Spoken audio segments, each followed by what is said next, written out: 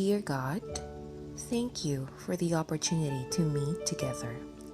Please help us to come together to make this institution reflect your kingdom. Breathe life into our ideas and decisions. Help us build a team that has love and respect at its heart. Give us the strength to continue working for your kingdom in this time of pandemic. Lord, come give us the inspiration to be the best we can be. May we be a shining example of your goodness and truth within, wherever we are. Inspire our thoughts, discussions, and ideas, and continue to remind us that all that we do here today, all that we accomplish, is for the pursuit of truth for the greater glory of you. We ask these things in your name. Amen. Mga kababayan, ang pambansang awit ng Pilipinas. Kayang mag-ibig, telas ng silanganan, alam ng puso, sa titik mo'y buhay. Lupang hinirang, tuyag ka ng mag-ibig, sa manlulupin, di ka pasisingil, sa nagatang tutok sa simoy at sa langit mong pagaw, ay tinatang tula, kawit sa pagkayang minamahal, ang isang ng matawad mo'y tagumpay na nag-iindig, ang bituin at araw niya kailan pa may magdidinig, luman ang araw ng walhating pagsinta, buhay langit sa piling mo, ang inigaya na pagkay mga api, ang mamatay ng dahil sa'yo.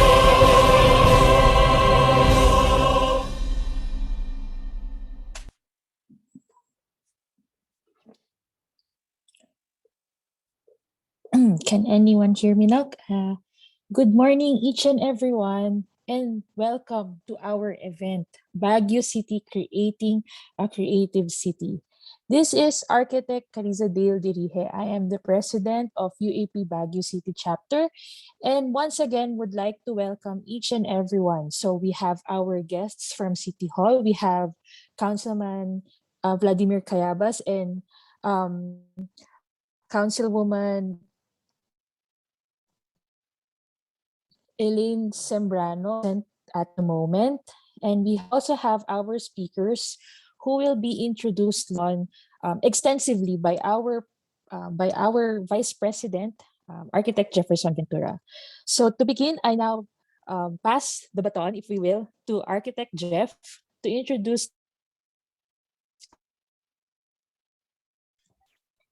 Thank you, Ma'am Dale. Our first report. Can you hear me? Yes. Good morning, everyone. I am Architect Jefferson Ventura, and I am tasked to introduce our speakers for today.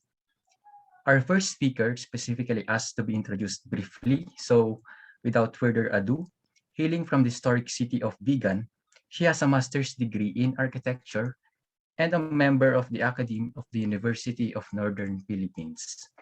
She was also the past president of UAP Ilocos Ciudad Fernandina Chapter. Let us all welcome architect and environmental planner, Ma'am Ludivina Lozano.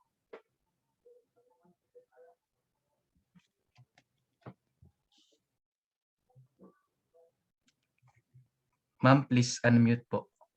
Good morning, everyone. Let me share my screen.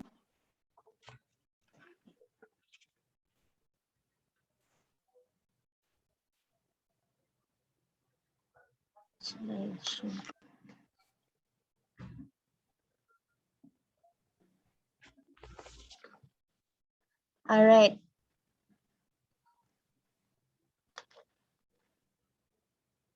So my talk is all about architects as cultural leaders.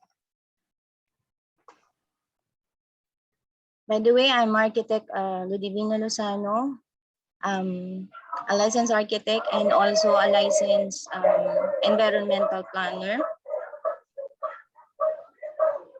I am also a safety officer 2 and a certified heritage conservation specialist. And right now, I'm an associate professor at the College of Architecture, University of Northern Philippines, and as program head of the BS Environmental Planning at the college.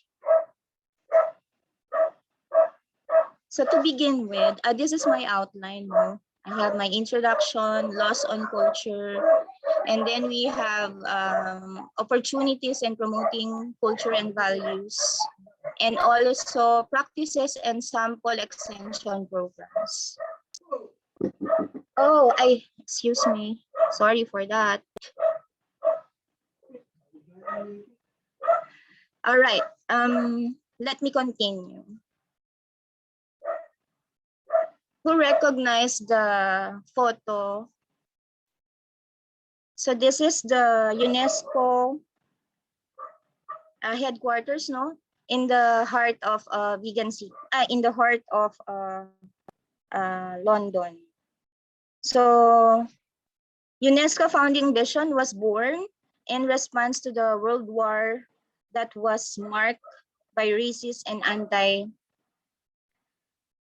violation 70 years on, and many liberation struggled later. So UNESCO mandate is as relevant as ever. Culture diversity is under attack, and new forms of intolerance, rejection of scientific facts, and threats to freedom and expression challenges peace and human rights. In response, UNESCO's duty remains to reaffirm the humanities mission of education, science, and culture. So ito po yung kanilang vision, building peace in the minds of men and women. Since war began in the minds of men and women, it is in the minds of men and women that the defenses of peace must be constructed as stated in their UNESCO constitution. So I repeat, this is the UNESCO's headquarters, a treasure of modern architecture and the fruit of collaboration between several iconic architects of the 20th century. And it is located at the heart of Paris, adorned the building with almost 700 works of art, both famous and unfamous. All have their place in this universal museum that echoes the diversity of artistic creation throughout the world. The UNESCO has a total of 193 members and 11 associate members, and the Philippines joined the organization since November 12, 21, 1946. So in the Philippines, we have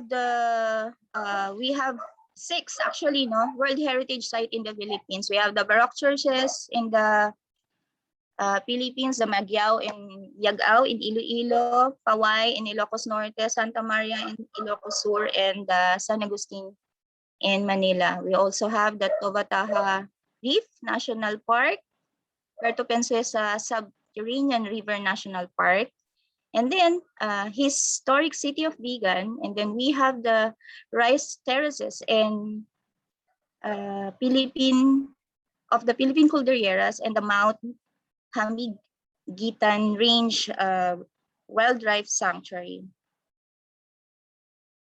In the case of course, our first commissioner, no, is architect Augusto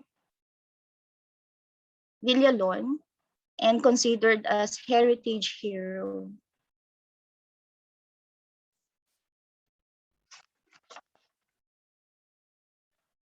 When we talk about Baguio naman, so it is under the creative city, no?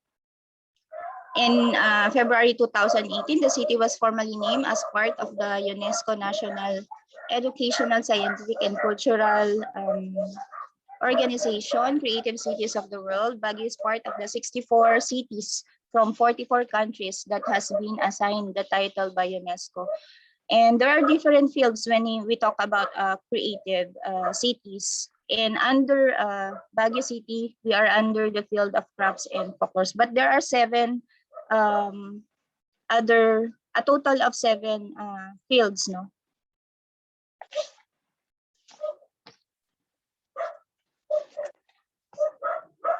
Okay, so what are the vision or parang vision of this one? As a laboratory for ideas and innovation, practices the UNESCO Creation City bring the tangible contribution to achieving the Sustainable Development Goals through innovation, innovative thinking and action, and through their commitment.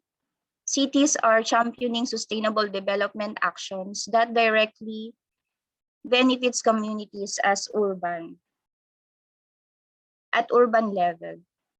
And also, according to the UNESCO Director General, all over the world, these cities each in this way make culture the pillar, not an accessory of their strategy. And this favors political and social innovation and is particularly important for the young generation. Actually, nung kinausap ako ni Architect Dale, no, to be one of the speakers, wala din akong masyadong idea about the declaration of Baguio City as creative city. So I immediately go sa website ng creative city ng Baguio City. At ito yung nakita ko doon na that really makes me happy. Makita ko yung logo ng Baguio for Creative City.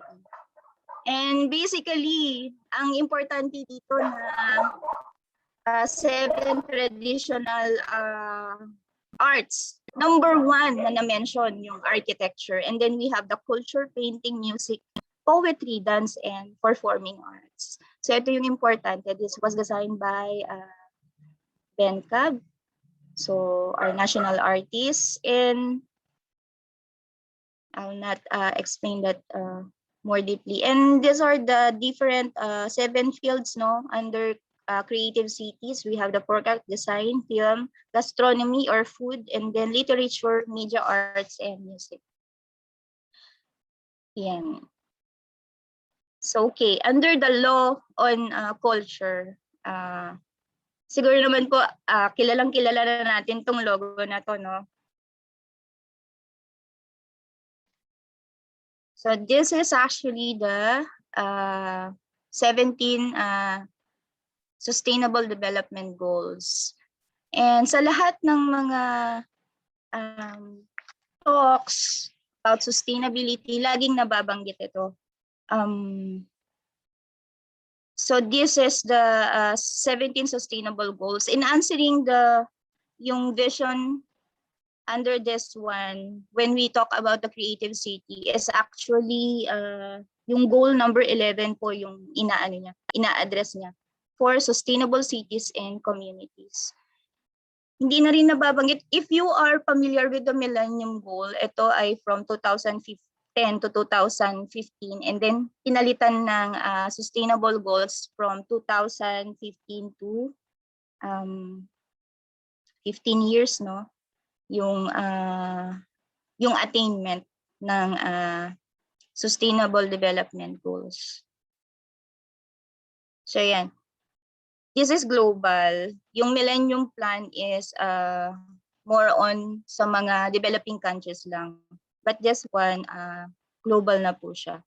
So whether we are in a developing countries or not, we are required to align all our projects with the 17 Sustainable Goals. And then under the 2020 Agenda for Sustainable Development, which in connection to culture, so we acknowledge the natural and cultural diversity of the world and recognize that all cultures and civilization can contribute to and are crucial enablers of sustainable development. And under the United Cities of Local Government, ang statement naman nila is cultural aspects play a pivotal role for the 2030 agenda to be successful. Cultural rights, heritage, diversity, and creativity are core components of human and sustainable development. Because of the sustainable goals ng, diba, we down to sa different countries. And we have this one, the ambition natin 2040, a long-term vision for the Philippines. And under the ambition 2020, we have the Philippine Development Plan 2017-2022. So ang ating parang vision dito is by 2022, Filipinos will have greater awareness of our diverse culture and values. There will be a significant progress towards inculcating values for the common good, cultivating creativity, and strengthening culture sensitivity, governance, and development. So this is the strategical framework for the promoting Philippine culture and values. And nandito po sa baba yung mga dapat nating i-attain. So in connection to that, merong sinasabi na regional development report, no? So also align with the ambition 2040, and then the 2022 under the regional. So shall be, sabi dito, shall be the this is in region 1. So you have your own din po, no, sa region po ninyo sa CAR. But in region 1, ito po yung ano namin. So shall be the agribusiness and tourism hub in Northern Philippines with equitable economic opportunities for its globally competitive, happy, resilient, and culturally diverse people. And then we have the malasakit, and of course, yung Philippine culture and values towards bayanihan promoted, and sa baba po are the things na kailangan natin gawin. In relation to that, we have also the Republic Act 7160, or the Local Government Code of 1991, which ensures and support, among other things, the preservation and enrichment of culture, promote health and safety, enhance the right of people to a balanced ecology, encourage and support the development of appropriate and self-reliant scientific and technical capabilities, improve public morals, enhance economic prosperity and social justice, maintain peace and order, and preserve the comfort and convenience of their inhabitants.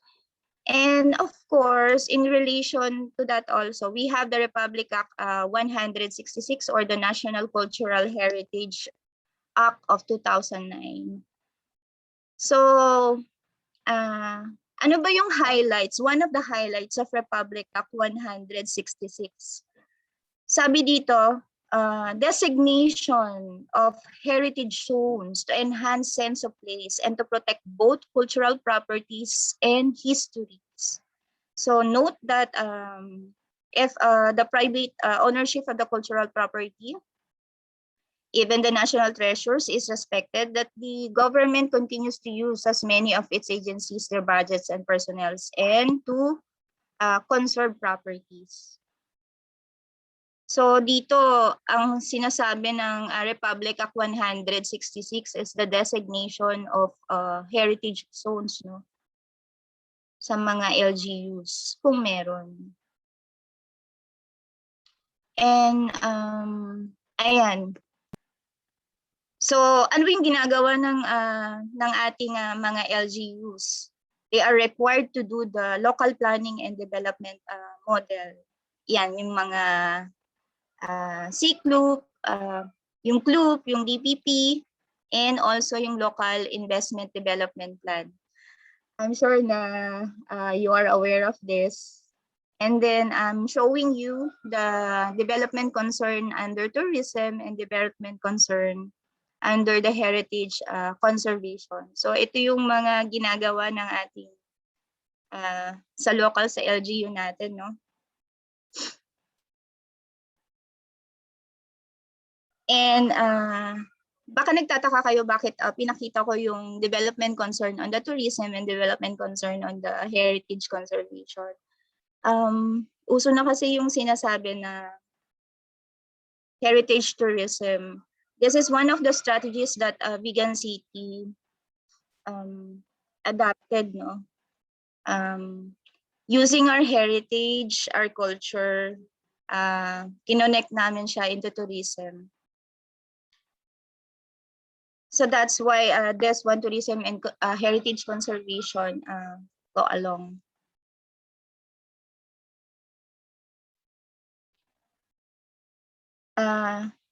Let's go back to the regional development report of Region 1. I'm sure na meron din po sa Carpon. And then we have this. So meron monthly or quarterly meeting na nangyayari under the Regional Development Council. So care of NEDA Regional Office, no? And merong sinasabi na monitoring plans under the governance sector component. And ano ba yung kasama ng report na to? It's all about accomplishment and plans targets for 2020-2022, and also mentioning the strategic framework and the supplementary strategies. And these are the chapters under this accomplishment. And let's focus on chapter 3, promoting Philippine culture and values. Okay, under this chapter 3, they have identified the challenges and then recommended strategies and the implementing agencies. Kung sino yung mag-i-implement ng mga strategies, no? So let me read. So number 1 challenge, limited number of HEIs. Ito yung higher education institution offering culture and the arts courses. And the recommendation, consider degree programs in culture and arts to be included in the priority course under the CHED scholarship grant, and the implementing agencies are the CHEDs and the SEIs. And then number 2, some LGUs are hesitant to install IMPRs. So ano yung IMPRs? Indigenous People Mandatory Representatives, for the reason that they do not have funds for their salaries. So under the recommendation, enforcement and monitoring of the IPMR law to encourage LGUs to include budget funds for the salary of the IPMRs, and the implementing agencies are the LGUs and the NCIP. Third challenge, low number of local cultural inventories submitted. So importante po ito, no? So required po sa lahat ng LGUs to submit their cultural inventories. And as recommendation, continuous coordination with the DILG regarding policies, compliance, monitoring and introduction of new assessment areas as incentive of LGUs in relation to the seal of local governance. And strengthening the cultural mapping program by allotting budget for its wider implementation, and the implementing agencies, NCCA and LGUs. So ano ba yung kasama dun sa subchapter report, no? So under chapter 3, so ito yung mga outcomes. We have number 1, our diverse cultural value, and then number 2, subchapter outcome is under the values for the common good inculcated. Number 3, pagkamalikhain or creative excellence advance. And then number 4, under number 4 outcomes, we have the culture sensitive governance and development strengthen. And under each subchapter outcomes, may mga documents needed na kailangan gawin ng bawat LGOs, and then report that to the provincial, and then the provincial i-report yan dun sa regional. So importante that we have number of cultural information database available. So kailangan po yan. And then we have kailangan din po ng numbers of document conducted, indigenous knowledge system and practices. Also documents conducted on indigenous people festival conducted. So dito ang Baguio, sobrang dami niyang festival activities conducted. And then under fraud, under chapter outcome 2, we have the pride of being Filipinos. Sa report, during the report, wala pang, sa under region 1, wala pang masyadong document or survey na nagagawa, no? So there's no document on the pride of being a Filipino. And then nagko-collect pa lang sila. And then after outcome number 3, number of regional arts. Regional arts academies and schools implementing special programs in the arts. And under sub outcome number 4, ito po yung mga kailangan na dapat malaman ninyo. Number of validated local culture and arts councils or the LCACs. And then LGUs implementing the cultural mapping program. Meron po ba sa Baguio po nito? And then number of submitted local cultural inventories. Ilan po yung locals po, no? LGUs na with cultural inventories already, and then percentage of LGUs with local cultural inventories submitted, and then number of IP representatives, and the percentage of LGU. Hindi ko mabasa. Okay, next. Okay, under the opportunities in promoting culture and values. So, ito po, meron po yung tinatawag na Research and Development Agenda, no, of 2017-2020. You can have a copy from the NEDA nito po kung in case na wala po kayong copy nito. Merong tinatawag na Technical Working Group, Regional Research Development and Innovation Committee, or yung RRDIC. In every region, we have this one, and they have this research priority under the sector of economic development, environmental and natural resources. We have under governance sector, culture subsector, and we have the social development. So pag nagawa po kayo ng research, basta dapat research-based policy recommendation po yung gagawin ninyo. And then, in each sector, you can have, you can request for funding for your research. So maganda po to. So recommend ko po na kumuha kayo ng copy nito sa area po ninyo, no? Sa region po ninyo. Okay, saan ba natin na-access itong mga public history? So usually na-access natin siya from museums. Yung nakikita natin sa museums are example of public history. We also have heritage conservation and preservation.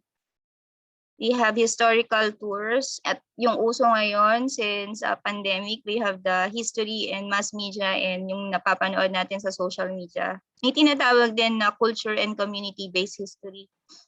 And history in public policy and formulation. And we have the family history and genealogy. So, kayo po ba as individuals, meron po ba kayong family tree? Ayan po yan, no? Umpisahan nyo na po habang maaga pa.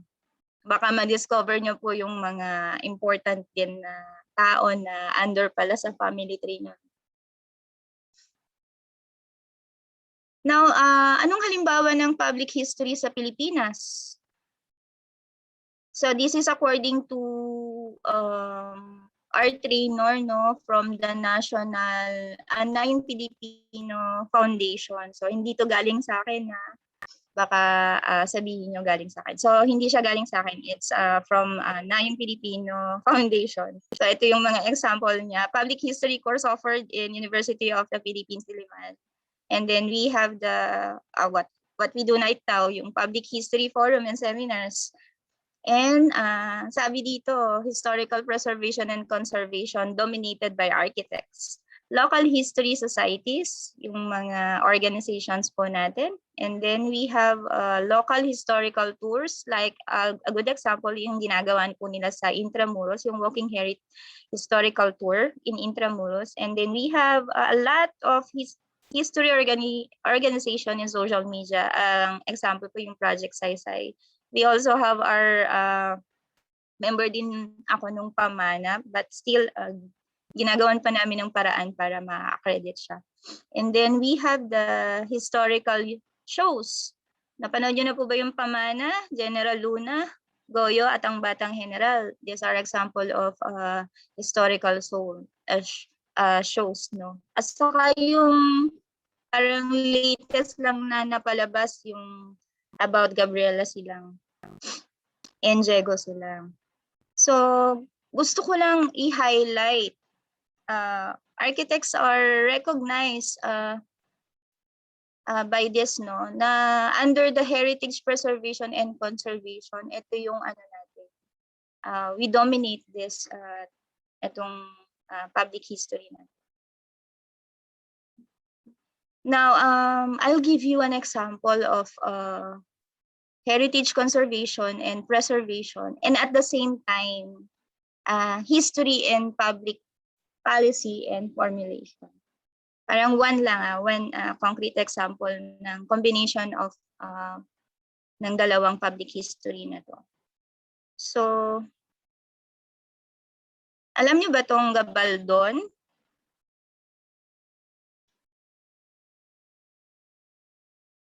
Sinong nakakaalam ng Gabaldon? Alam nyo, nung marinig ko yung word na Gabaldon, ang alam ko dyan, Ilocano term ng elementary school. Pero hindi pala, no? Hindi pala Ilocano term ito ng elementary school. So,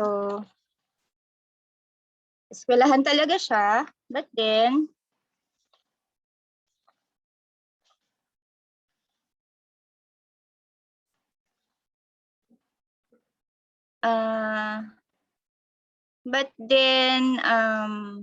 hindi pala, yung Gabaldon pala na word, sabi ko nga kanina, akala ko Ilocano term yun. So, hindi pala siya Ilocano word. So just this year, January 18, the President Rodrigo Duterte signed into law Republic Act number 11194, or the Gabaldon School Building Conservation Act Republic Act number 1194, or the Gabaldon School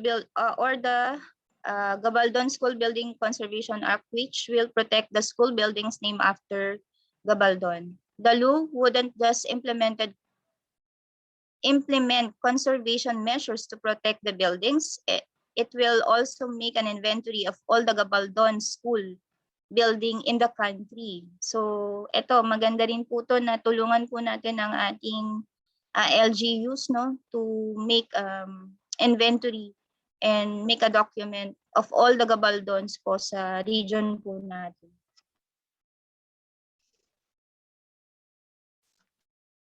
Okay. So si Gabaldon pala is assemblyman. Yung Gabaldon ay apelyido ng assemblyman, which from Nueva Ecija, then became a senator at ginawa niya yung education bill na tinawag niya na Gabaldon Law. And So na-approve yan, amounting to 1 million in construction of modern school buildings in the Philippines. Okay, how we do it? When you ask me kung anong grupo ang nire-represent ko, actually, tatlong grupo. The University of Northern Philippines as academe, and then as a member of the United Architects of the Philippines, and also as a member of Philippine Institute of Environmental Planning, Ilocos Sur chapter. Ano bang ginawa namin sa grupo namin, sa organization namin? So yan. So, showing you a photo of our the UAP Ilocos Ciudad Fernandina chapter of its officers and members. So from our mother, no, tinatawag namin siyang mother namin kasi talagang siya yung pinaka prime movers, or ngayon tinatawag na frontliners sa pag-advocate ng cultural and heritage conservation sa Bigan. And then followed by the past presidents and presidents ng aming chapter. And of course, yung aming DD, Mark Anthony Artates. So, just to give you a short brief sa mga tao na to, importantong tao na to sa buhay namin. So, si Ma'am Patty po, siya yung tumutulong sa city government of Bigan. One of the representative of the many representatives kasi baka maano tayo. So, isa siya sa mga tumulong po no, mag-craft ng ordinance, and also mag-craft ng yung Bigan Conservation Code ng Bigan City. And then, during sa time kasi ni Architect Abel Navarro, dito rin nagsimula yung organization namin na magising kasi medyo natulog eh. But during his time, yan, marami kaming activities. We have a lot of activities. Tapos at tumulong kami kay Ma'am sa pag-advocate din ng pag-promote ng culture and values sa vegan. And ang maganda nito is that kung ano yung project nung naunang presidente, tinuloy-tuloy lang namin up to now. So yun yung isa sa maganda. And then communication, no? Open communication. Kahit na hindi kami masyadong nagkikita, pero yan. Laging nag-uusap, laging updated sa mga bagay-bagay na nangyayari sa mga pinagtatrabahuan namin, no? To our different, most of our members are from the academe. Architect Arnold ay siya yung dating city architect ng Bigan, and then followed by Architect Michael Toledo. Siya yung president namin. And of course, si Architect is really ground from nagtatrabaho siya sa provincial under provincial siya. And then we have Architect Ryan, private practitioner, pero ngayon nasa LGU na rin. And he is a licensed PIEP, so he holds yung position dun sa planning. So ano yung maganda dito? Ano yung maganda? Ang maganda, lahat ng sector represented by us, na from the academe, from the LGU, from the private sector, and then a combination sa environmental planners and sa provincial, and then down to LGUs. Kaya kung ano man yung mga problema sa different sectors, na-update kami at nalalaman namin kung ano yung mga dapat gawin, no? Na mga activities and planning. Alright, ang unang-unang ginawa namin, hindi naman kaagad-agad na-recognize na yung organization. So, ang unang ginawa namin is promoting the profession talaga. So number one na ginawa namin is that we asked for our national president to come to Ilocos, and pinuntahan namin yung mga different LGUs at present namin yung ating Republic Act, no, 9266. And at sana, yun nga rin, kung maaari ay i-adapt nila yung ating architectural permit. Hindi madali at hindi kaagad-agad. But at least, ginawa natin ang paraan. Doon naman yung simula nun eh. I-introduce mo lang, i-endorse mo, and then follow up lang until na makuha mo yung ano no, yung kung ano yung ini-aim natin. And this is in Santa Catalina, this is in Cauayan. And of course, we give back to our university with the president, architect, Dr. Arce, and of course our dean, Fatima. So we give back to our to the school. Nagdo-donate din po kami at tumutulong sa mga estudyante na kumukuha ng DS Architecture. So we have scholars, and lahat ng activities ng university, ng city, ayan, ng walang kamatayang mga parada, lahat po yan pinupuntahan namin. And of course, celebration ng World Architecture Day in promotion to our profession. At pati paggawa ng ganito, sigurado ako meron kayo nito, no?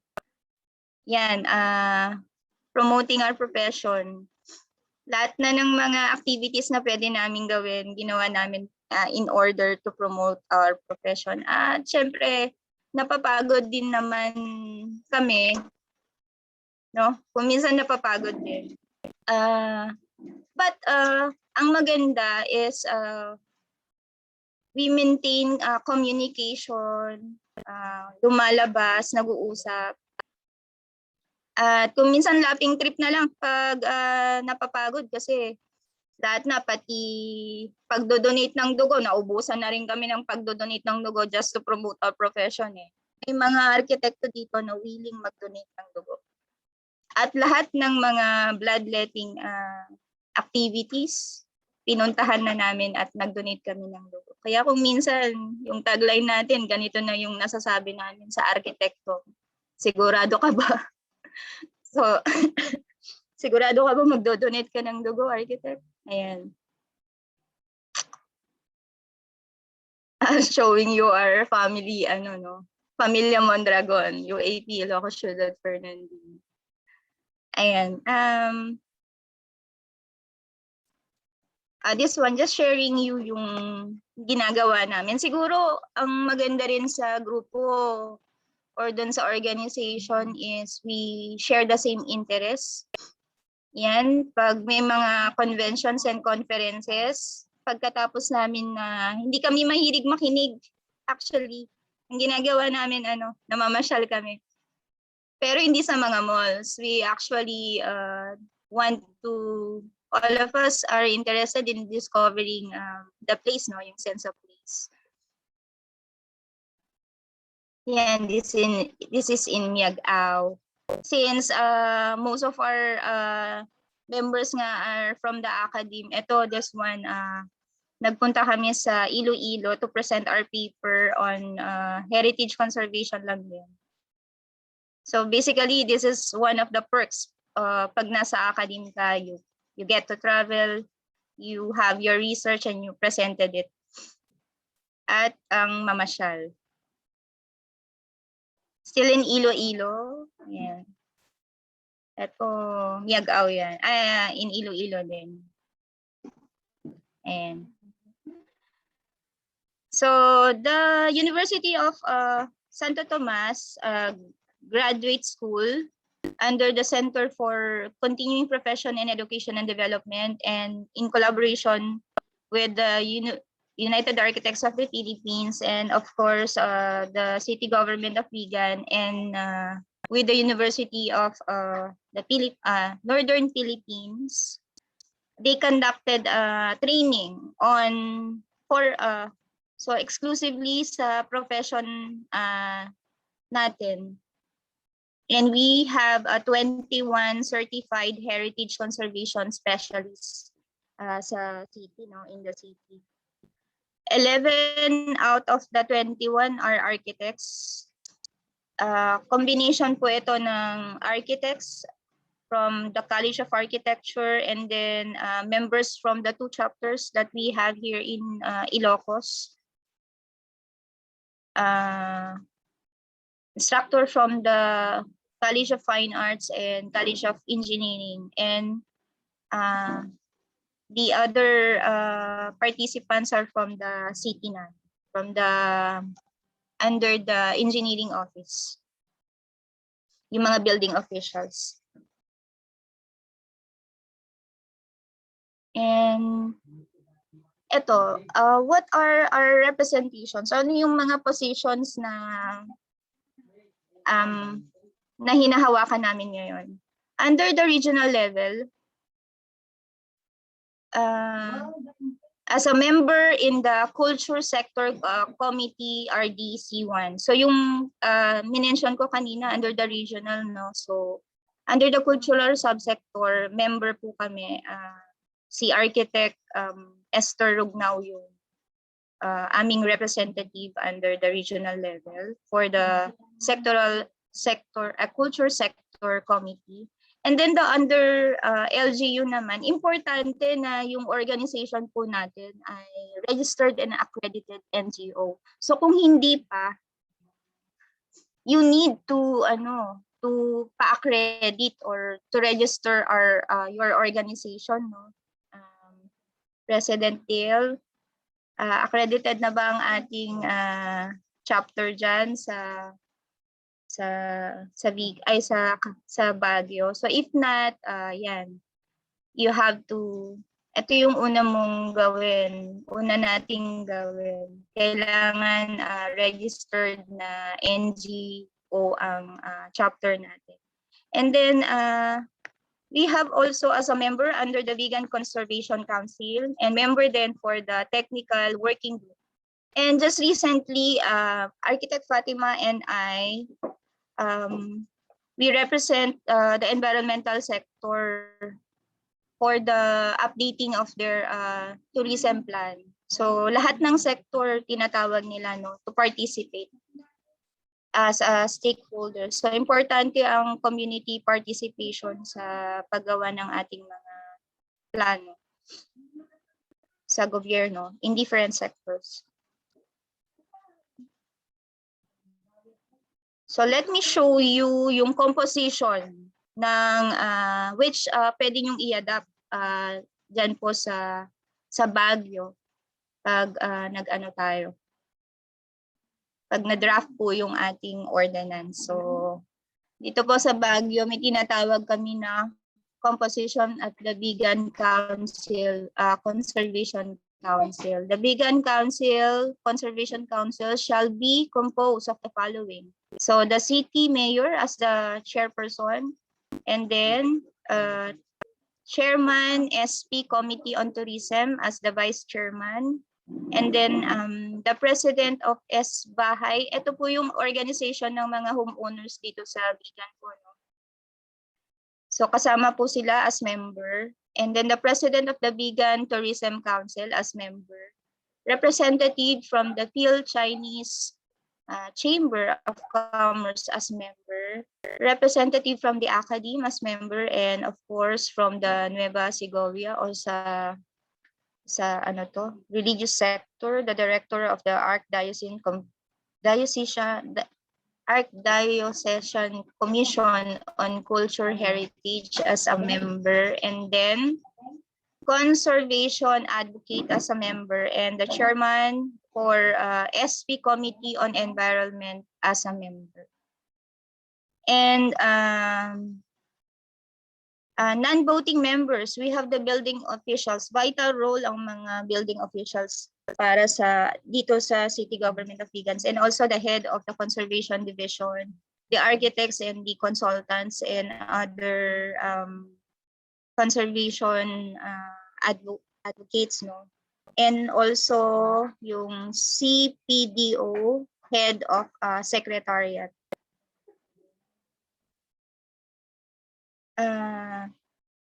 Meron po kaming dalawang tinatawag dito na, yun nga, yung una yung Vegan Conservation Council, and then we have the Technical Working Group under sa Vegan Conservation Council shall be composed of the following. For the chairman, as a team leader, we have the chairman SP Committee on Tourism as the team leader, and then representative. Yan, ang maganda din po kasi dito po sa Viga, ni-recognize po nila yung dalawang chapter ng UAP. At kung meron pang pangatlo, sigurado i-recognize po nila yan. So representative from UAP Ilocos chapter as member, and then representative from UAP Ilocos Ciudad Fernandina chapter as member. And then we have the building inspector as member, electrical engineer of the city as member, representative from the Philippine Institute of Civil Engineer as a member, and architects from the Conservation Division as member, and the CPDO as the head of the secretariat. Ano pong ginagawa ng Technical Working Group at saka ng Vegan Conservation Council? So since dito po sa Vegan, karamihan nga po ay old century ancestral house, at ang main objective is to preserve them, no? At kung hanggat maaari ay walang ancestral house na magigiba, so i-preserve po ito, or kung may mga infills or new construction within the core and buffer zone, sila po yung actually titingin. So basically, pag merong projects po along the core and buffer zone, ang gagawin po nila ay yung usual na you apply for building permit. But before na ma-issue yung building permit mo, dadaan ka muna dito sa technical working group. So i-scrutinize muna yung plano. So basically, ang requirement ay complete working drawings, yung old na yung as-built plan, no, ng ancestral house, and then your proposal, yung proposed na plano for adaptive reuse. Kung 'di ba residential siya dati, gagawin, ano bang gagawin mo? Ano bang proposal na gagawin? It could be hotel or restaurant, o yan. So yung proposal, proposed project, and then you are required to do also research, no, about the building, kung sino yung dating may-ari, ano yung dating niyang gamit din, yan. And document, gagawa ka rin ng cultural, ng condition mapping niya. At i-defend mo yan. Parang nagtitesis ka, i-defend mo yung design mo sa technical working group, and then they will give you recommendations kung ano yung dapat palitan. They will assist you kung ano yung hindi pwede at pwede dun sa ginawa mo na plano. And then you have to comply for the recommendation. If, for example, may revision sa electrical, yan. Then sa structural niya kung may revisions. Pero usually na tinitingnan ng mga architects is on the design, at saka yung more on the yung ma-preserve nga yung ano niya, no, yung style. At if ever na may mga binakbak kayo ng mga existing na walls, hindi po yun allowed. So talagang medyo madetalye din po yung trabaho as representatives under sa UAP ng mga architects. And then, after na ma-approve, no, kunyari for example na comply nyo na po yung mga recommendations under the technical working group, ang susunod niyan, magde-defend na naman kayo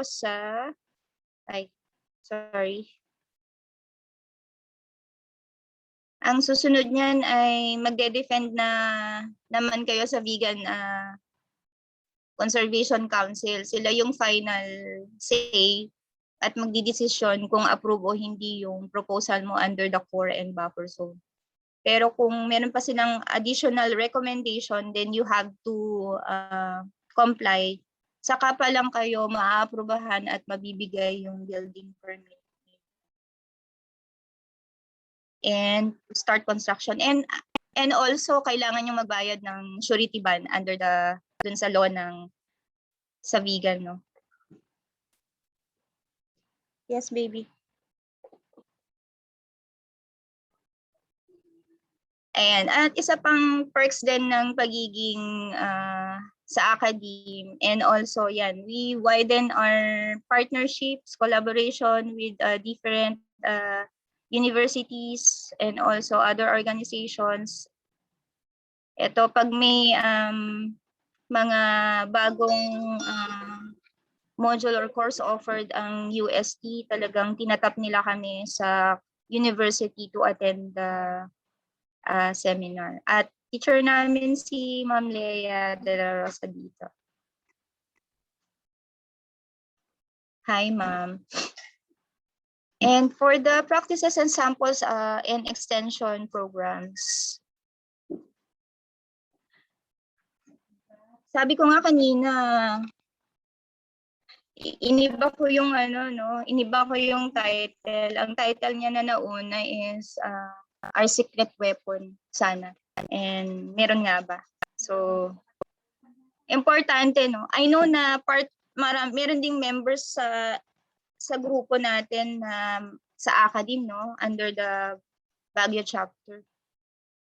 So, maganda na pag nasa academe ka kasi. So, ito yung ginamit namin na secret weapon actually for the city government of Bigan. Hindi naman talaga siya. Usually talaga, parang noon din hindi pa masyadong napapansin.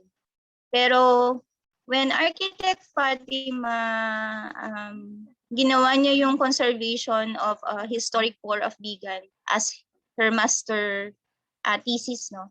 In 1990, presented niya to sa city government of Bigan. So medyo hindi pa masyadong na-implement, but being considered.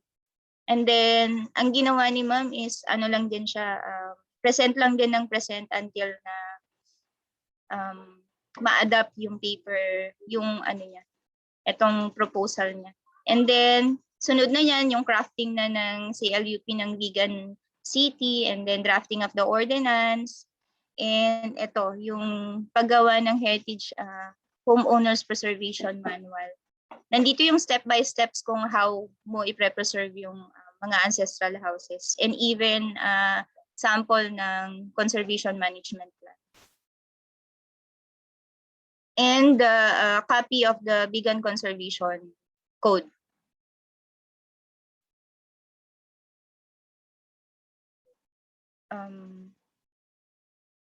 So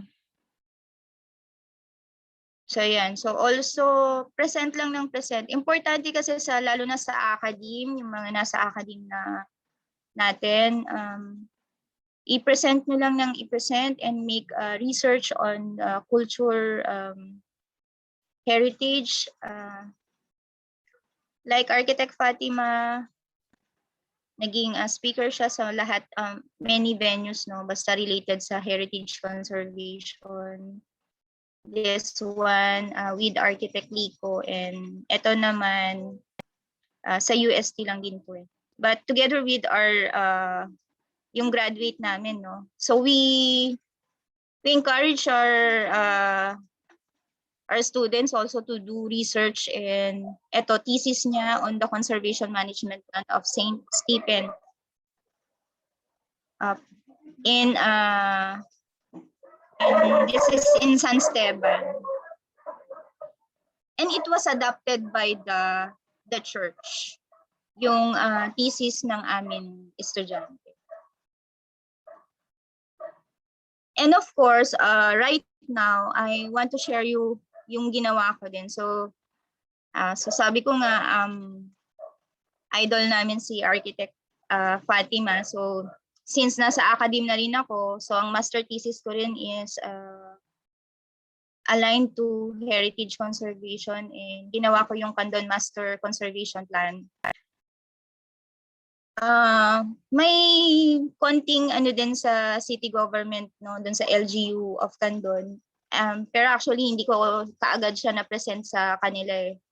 Mga parang binitawan ko muna. But then I was able to represent the university, our university into an international research congress in Bali, Indonesia in 2018. And because of that, dahil sa present ko siya international, it was submitted by our university to NEDA, yung sinasabi ko kanina na, di ba, yung about the R&D framework, no?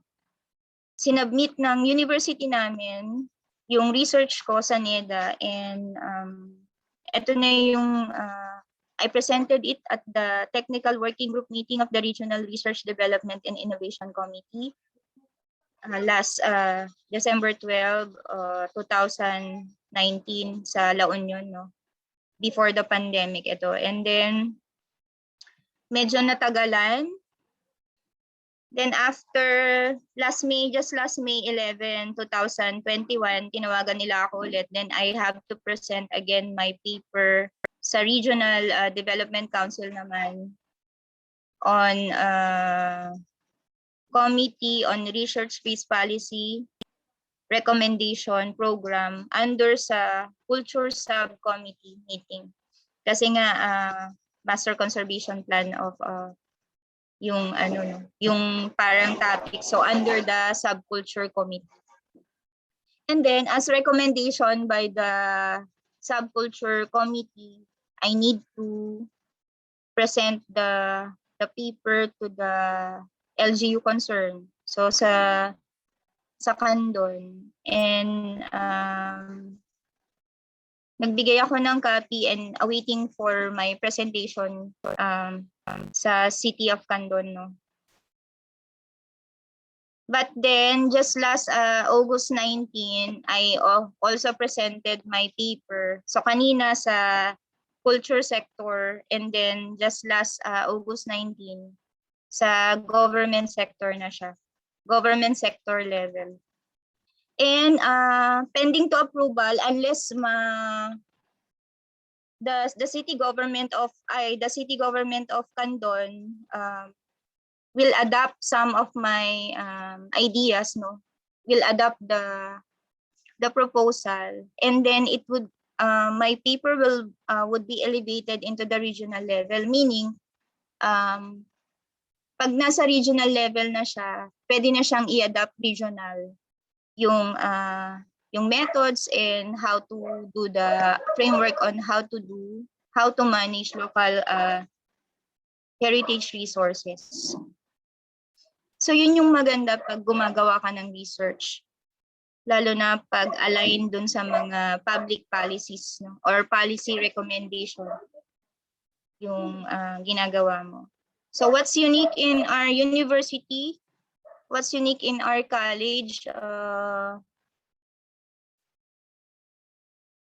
We are the only university offering BS Architecture in the region with a separate special course on architectural conservation. Not like other universities, hindi ko lang alam sa SLU kung meron na rin sila. Pero we have a separate subject talaga for architectural conservation. Kasi yung iba sa curriculum nila naka-add-on lang yun, no? Or module lang yun as part of History 4 sa curriculum nila. But sa amin, meron talagang separate na course on architectural conservation. Okay, so these are our students. At ito yung complex sa vegan, yung parang may museum dito, and then may museum, and also dito rin gaganapin yung mga seminars, conventions on heritage conservation and training ng mga like for example mga carpentero, workers na related sa conservation.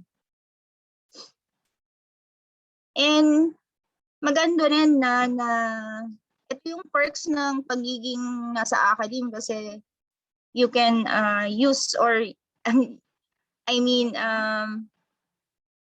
ang tawag dito, pwede mong isama yung mga estudyante mo to do some extension programs on the community planning. No? So we have conducted community urban design and proposed solutions to the municipality and of course to the local government unit of different LGUs in Ilocos. We have San Vicente, Santa Catalina, Kawayan, San Ildefonso, and San Domingo.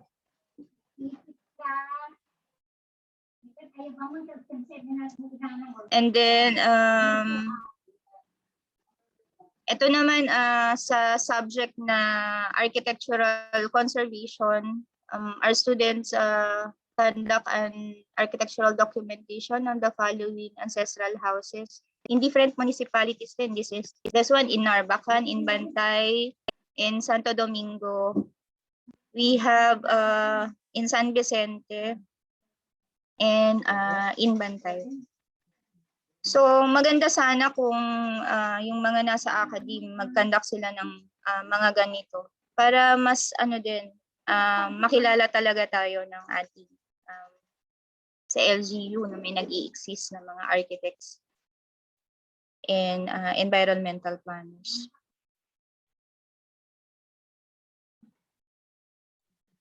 Example of our extension program, no? This is in Magsengal.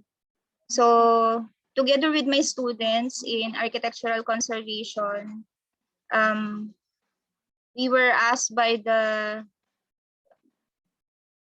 Father of the Church of Saint Williams na gumawa to design the pastoral, to redesign the pastoral or reface the pastoral, and also yung stage and the retablo of the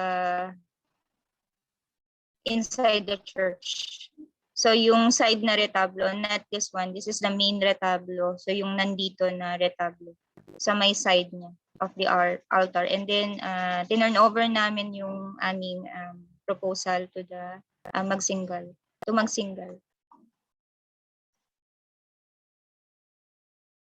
And this is in Kawayan, and nakalimutan. This is in Kawayan. Ito rin, our students make a documentation of the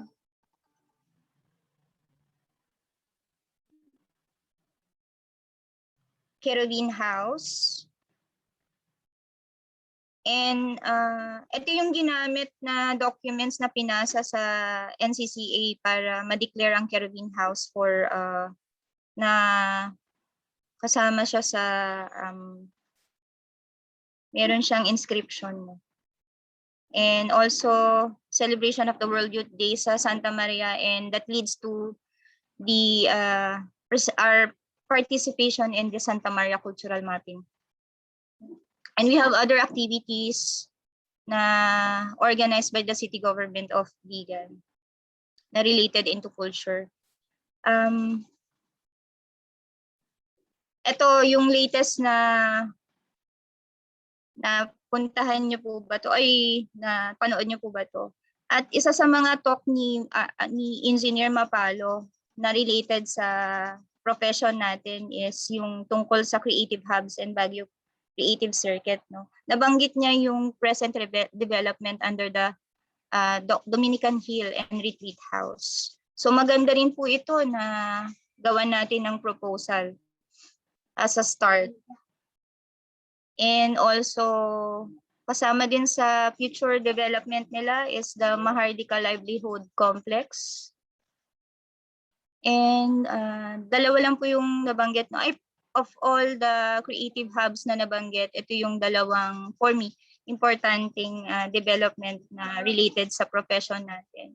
Pero meron akong nakitang isa sa sa Google, yung ito na building, an office building along the Session Road, destroyed by fire during the Battle of Baguio and not rebuilt as of 2018.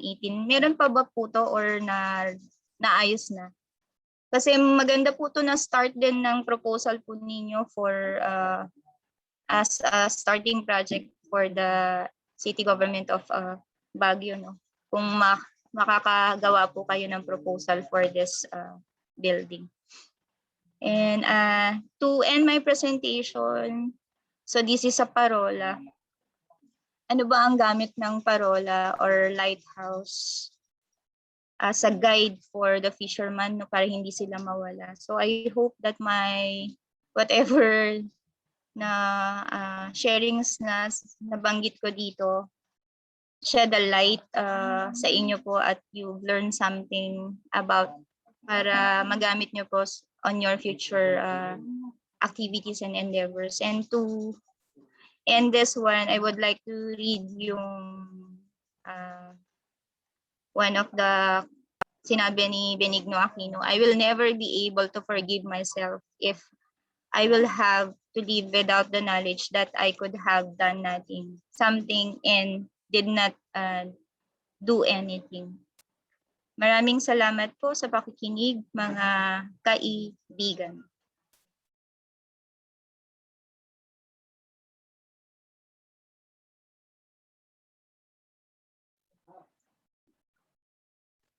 Yes, hello. Thank you very much, ma'am, for that talk. We were very enlightened po dun sa regarding dun sa sa heritage po and the processes for that. I'll now call on Architect Jeff again to introduce our second speaker. It's okay to stretch a little bit then for Architect Jeff.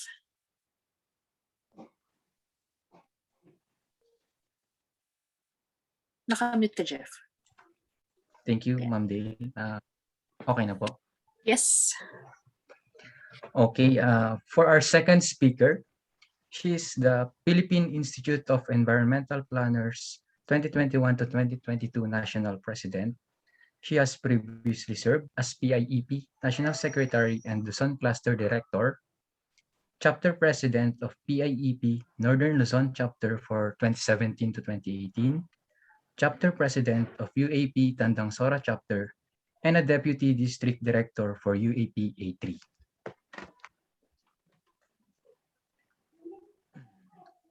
He has a solid 30 years experience in private and public sector and 8 years in academia, practicing the varied but complementing fields of architecture, construction, real estate, and environmental planning.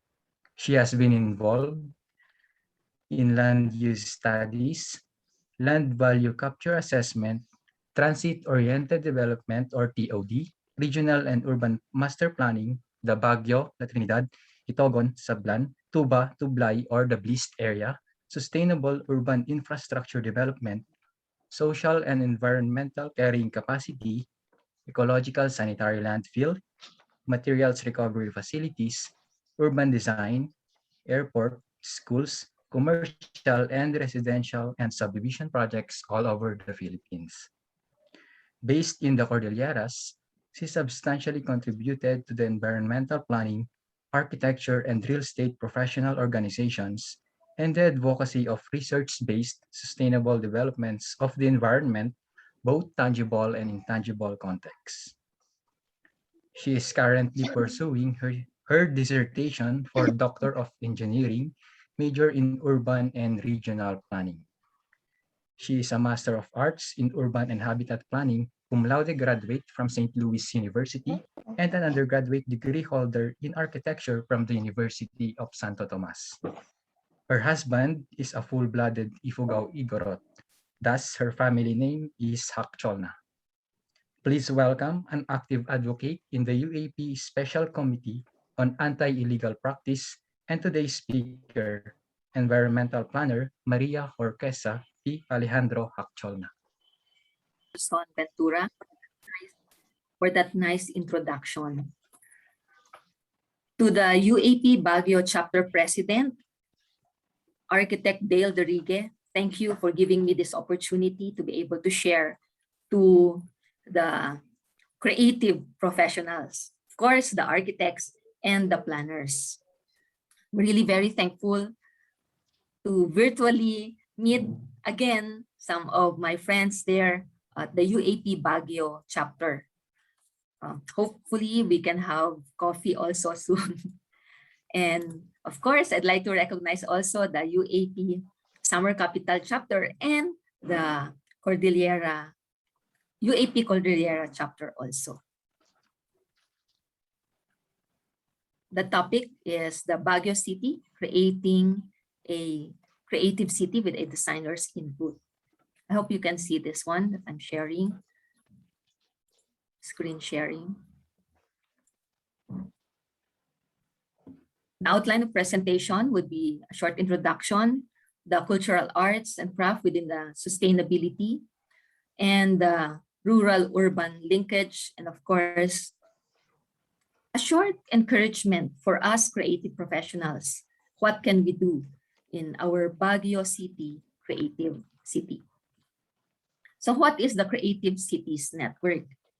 It is a UNESCO Creative Cities Network that was established back in 2004 to promote collaboration between cities that see creativity as a strategic factor for sustainable development. It used to be 180, but now it is now a network of 260 cities that share the same mission. And this mission is placing creativity and cultural industries at the heart of the city development plans at the local level and cooperating actively at international level. It is to make a creative and cultural industry central to regional development strategies. And of course, to be able to actively engage in international cooperation. So it is to hear the voice of the city through the sounds of culture. It is actually a cultural laboratory, bringing out, harnessing the potentials of culture towards sustainable development. So it aims to strengthen the creation, production, and dissemination of cultural activities, products, and services out there up front at the city's economy, way of life, and the surroundings. So the creative city actually covers 7 creative areas. These are the craft and folk art, the media art, film, design, food, literature, and music. Baguio is a creative city for craft and folk arts. The objective of this UNESCO Creative City Network is to have a strategic factor for sustainable development. Well, of course, for Baguio, it would have to be bringing out the craft and folk arts for sustainable development so that hopefully Baguio City would be able to make this creative arts and folk arts, creative arts and craft and folk arts as an essential component of our urban development.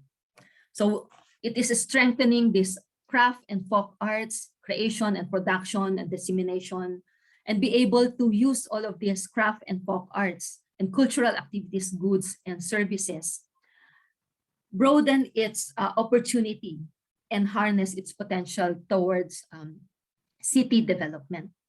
It is actually be able to participate in this development and harnessing the economic growth of craft and folk arts.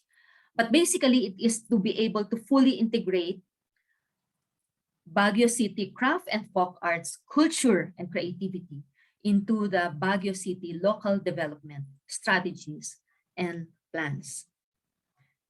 So the basis actually is sustainability, right? And sustainable development is a development that meets the needs of the present craft and folk arts without compromising the ability of future generations to meet the craft and folk arts needs also. But of course, we should not be, let us keep in mind that the platform is the craft and folk arts, but it would have to be translated into our Baguio City developmental plans. We have different desires, and oftentimes, because there's a vast number of people, types of people, should I say, in Baguio, there are those whom we call as modern mega people, city people. And then, of course, there are also amongst us who are also the IPs, the indigenous people, but very modernized also. There's different ways, and the meaning is also very varied. So this is now all of the factors and should we say the basis of our development, the workings, the behind the scenes on how Baguio is developing. But the aim is to be able to see, envision a 2030 agenda for sustainable development. And this 2030 agenda is, of course, hedged in the sustainable development goals, the 17 goals, which are there should be no poverty, zero hunger, and all of those things, and be able to partner also for all of these goals. So how do we espouse this craft and folk arts into our Baguio City developmental plans?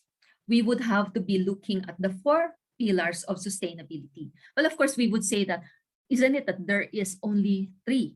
But behind the scenes, it is actually the culture that makes a decisive, very decisive factor when it comes to development. Sustainability, let us be reminded, is basically the ability to provide for the needs of the current generation. And that needs is based on the culture, the way of life. That is why the cultural environment is really, really very important, aside from as differentiated to the social environment. Culture is the way of life, who is the people behind all of this development. And all of this development are for this type of people, this cultural people also. Culture can be modern, and of course, culture can also be indigenous. It can also be this combination of both. But of course, behind all of this, maintaining a high and stable levels of economic growth is one of the key objectives of sustainable development. Abandoning the economic growth is not an option.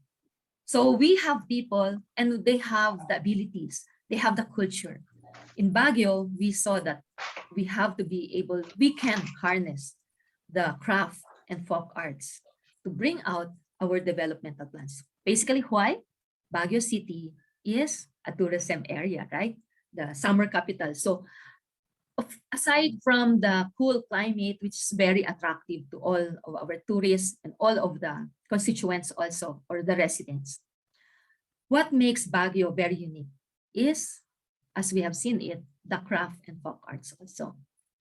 So cultural environment is based on the heritage preservation, the cultural skills and knowledge, the identity, the memory of the past.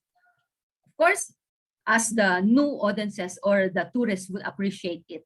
So it has to be inclusive also. And of course, the cultural diversity, the intercultural dialogue of all of these things. How can we espouse the before, the past, and of course the present, looking forward, and be able to be creative in all of this, innovative. And this is now where all of this artistic vitality by our artisans. Our artisans can be, as architects and planners, the artisans can be our inspiration to bring out a sustainable developmental plan for Baguio City and the surrounding, of course. Well, just like what we have said, all of this sustainability developmental plans is, of course, hedged in the economic environment. We would have to have fundraising, cultural tourism, cultural employment, economic revitalization of the local community. So it is harnessing the artisans' ability and helping them bring out within them the economic growth. And then, of course, through the more creative and more built environmental lenses of the creative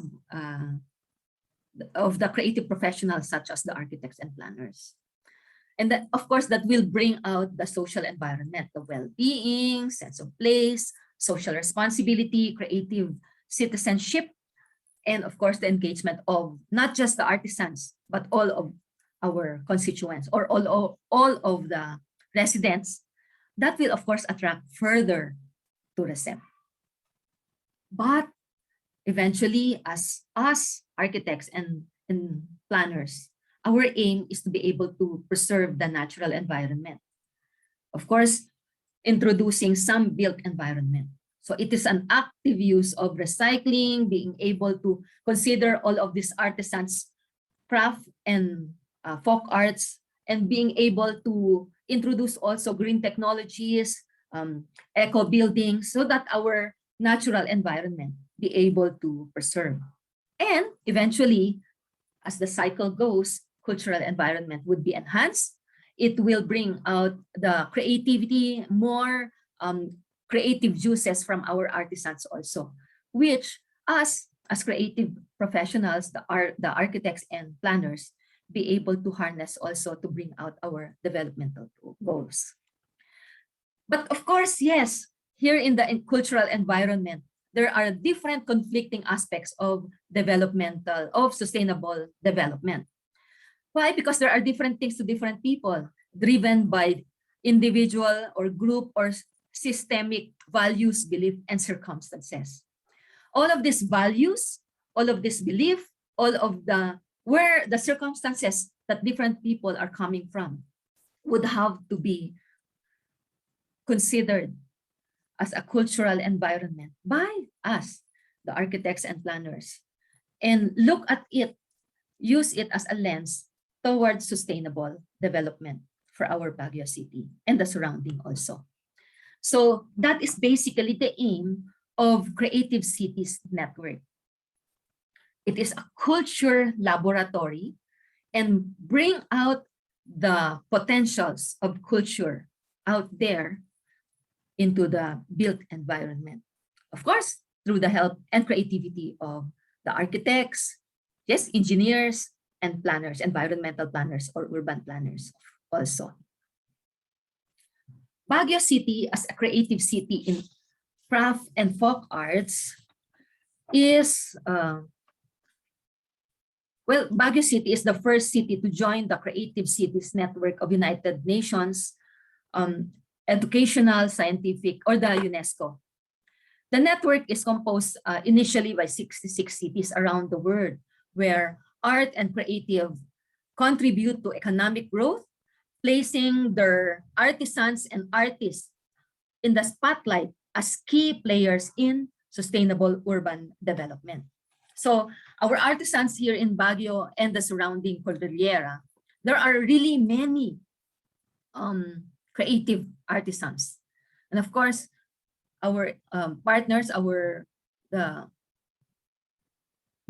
past, present, and future ancestors of Baguio City and the Cordillera really have a lot to offer, which we can really harness for all of not just Baguio City's economic growth.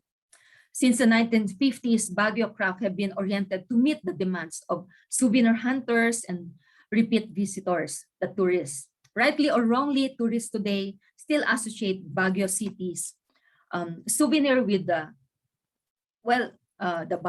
barrel man and wooden ashtrays that continue to be the market of Baguio's creative city. Okay, but all of those, aside from the craft and folk arts, there are also these tapis, the that can be part of all of this, that are part of all of this craft and folk arts. And all of this are part of the culture that we would have to be able to harness for our sustainability. But the trend in tourism has shifted from souvenir hunting to cultural immersion. So that's why there are different types of craft and folk arts that we can harness towards our towards our developmental goals. So creating a city wherein no one is left behind, there would have to be no poverty, even amongst our artisans. There would have to be decent work for our artists in the craft and folk arts, and even for our indigenous people. There would have to be economic growth so that it will all help for our SDG number 11, sustainable cities and community. So that would mean that we would have to be creating cities of tomorrow.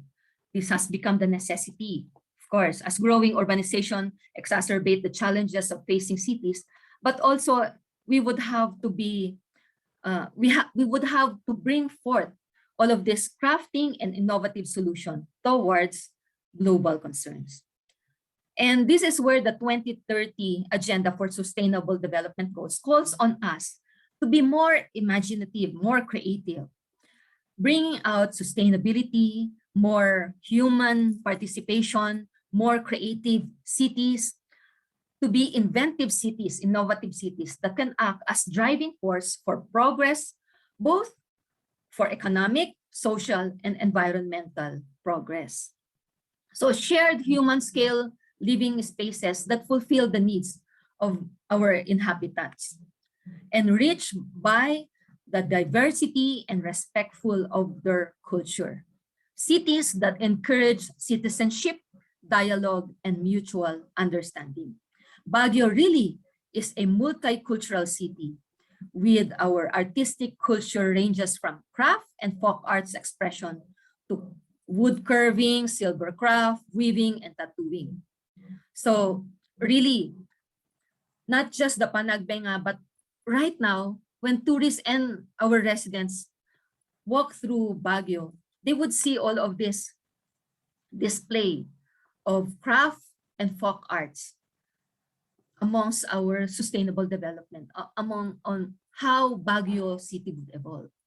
So it is actually the spousing, the merging of the folk arts and the modern life.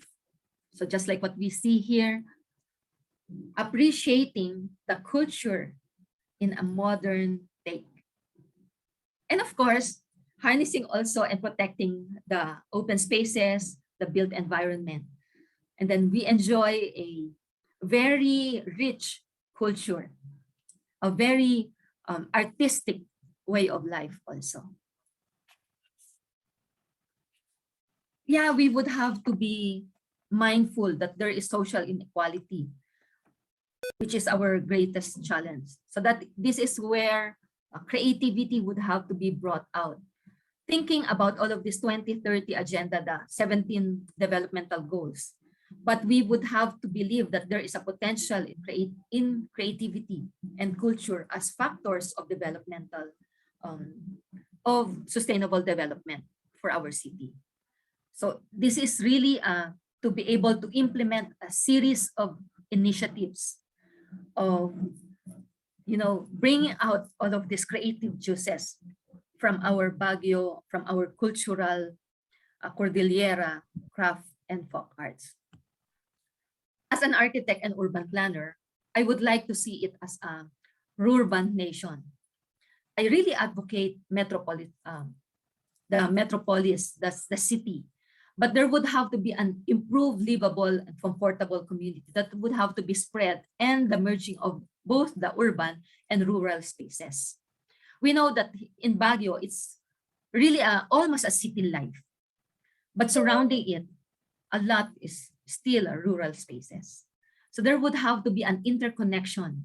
Well, of course, not just the transportation, but basically the communication, the accessibility, the connectivity that would have to be maintained, and really all of our creative juices would have to be out there, be able to preserve the basic pristine core of communities. So yes, as creative planning professionals, again, artists, artisans, architects, environmental planners, and urban planners, as we look at our landscape, we would have to be looking at all of the amenity effects. Of course, the economic value of our land, and still the scarcity. But we would have to be considering the land and the culture at the how can we harness the culture that is the basis of Baguio City. Of course, it is really a very modern take. And as an architect, be able to bring out that culture in the modern world. So the craft and arts creativity in the built environment, we would have to consider all of these open spaces, setbacks, and easements. We would have to be considering the floor area ratio and building heights, the way of life, and of course the building materials and the spirit of the place. Let us look at Baguio City. How is the open spaces, setbacks, and easements? Is it mindful of the craft and culture, the folk arts? Are we able to still preserve the natural environment, enjoy it? Let us consider as an architect, the floor area ratio and building heights. When we build buildings, is it all about being able to bring out the floor area ratio in consideration to the topography? So shouldn't we also be able to consider that as many as floor area that we create is also as many as people that would be living there and densify the place? And then and population density would really be creating more need for utilities, which is already being choked now. There's a scarcity already of all of the provision for utilities. How is the way of life? And of course, are we able to bring out the arts, the craft, the folk arts into the building materials when we create our built structures? What type of spirit of the place are we building? Does it bring out a built environment design identity, or just hodgepodge? Are we able to bring out the genus loci, or is there a spirit of the place?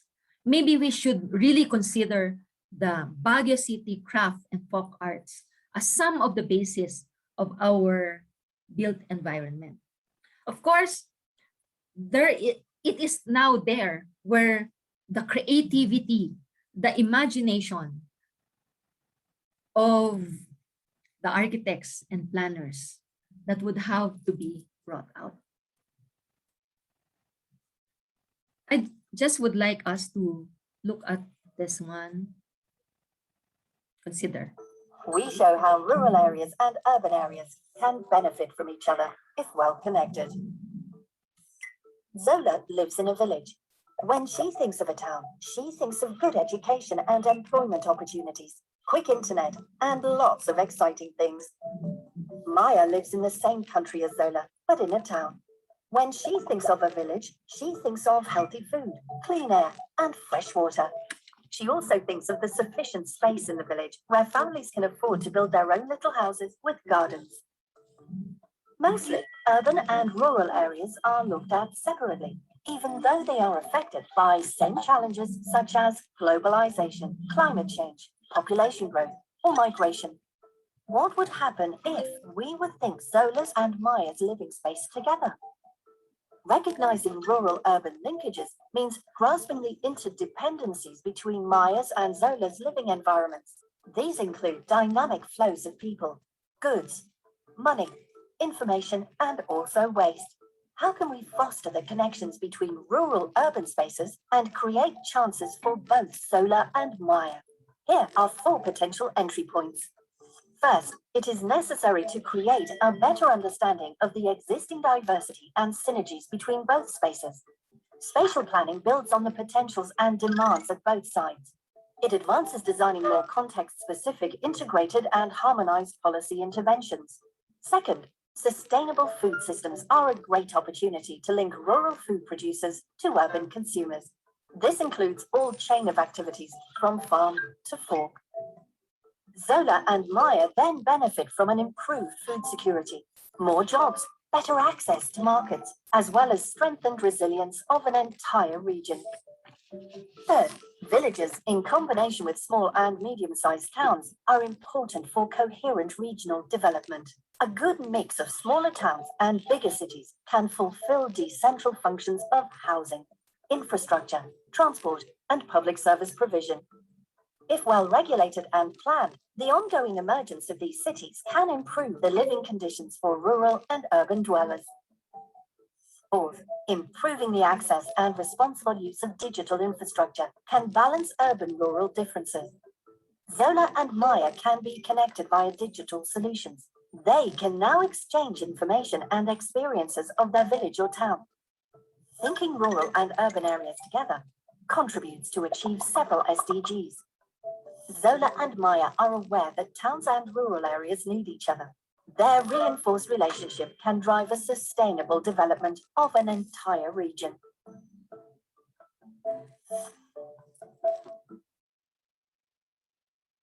Thank you. So really, it should be the merging of the vibrant urban rural sustainability using, of course, the culture in consideration of the people around, the enjoyment of people, of course, using the artisans' craft and folk arts. It would be improving the people's welfare, protecting, preserving the environment, and being able to provide for a universal access to food.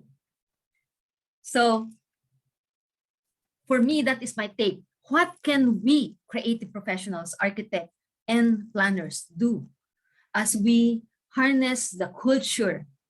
Baguio City is a cultural laboratory. Be able to have a sustainable development, a development that meets the needs of the present without compromising the ability of future generations to meet their own needs. I also would like to, before I end,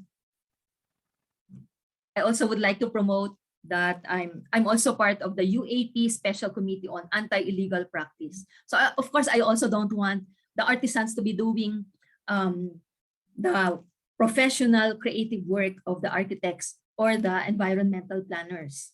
So in as much as we of course have to help our artisans, but we also have to harness their and give them economic growth. But iba naman na yung usapan na nagko-crossover, di ba? So anyway, UAP Special Committee on Anti-Illegal Practice, kasama po tayo dyan. And our mandate is prevention, and then mitigation, and of course, conviction. So together, we can win this fight.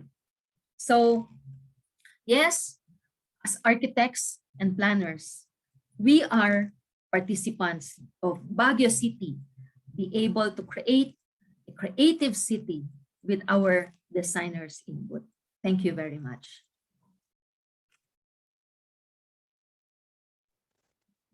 Ayan. Thank you very much to Ma'am Joy. She will be following us later then for our Q&A. So ngayon talagang nag-submit lang siya ng video for us to share her insights as well. So finally, for our final speakers, Architect Jeff, to introduce our speaker.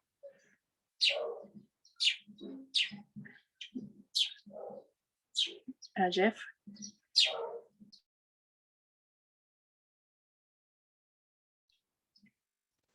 Jeff, nakamute ka. Jeff, nakamute ka.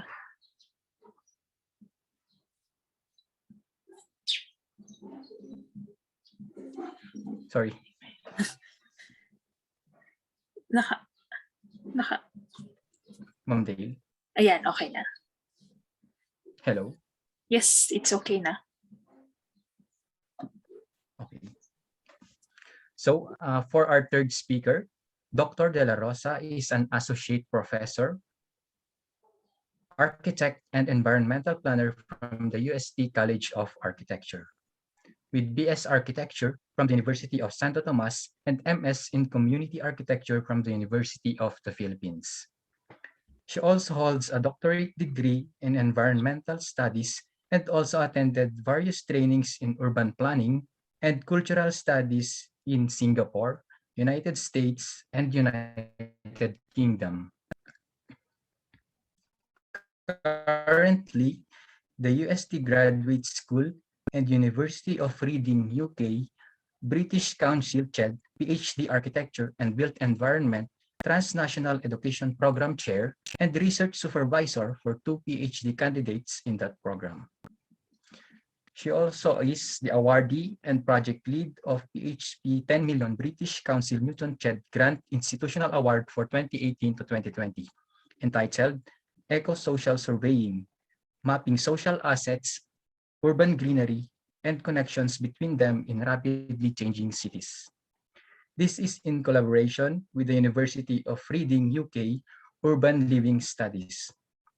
She is also a senior research fellow at UST Research Center for Culture, Arts, and Humanities with research interest on urban studies, community architecture, environmental management, as well as on ephemeral architecture.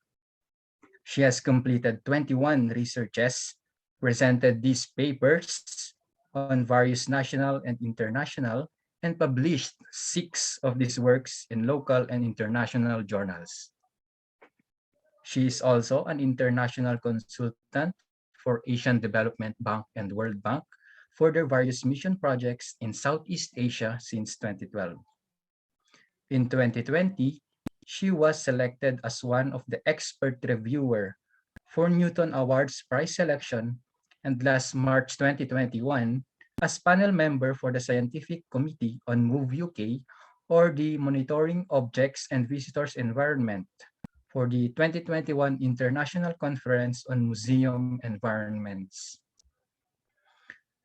Recent professional involvements include project lead for both the Cavite Historic Trail Master Plan and the Heritage Trail Master Plan for Intramuros and Manila of the TIESA Department of Tourism. Let us all welcome, ladies and gentlemen, architect and environmental planner, Dr. Leia M. Punungbayan de la Rosa. Magandang tanghali na yata. Good morning and magandang tanghali.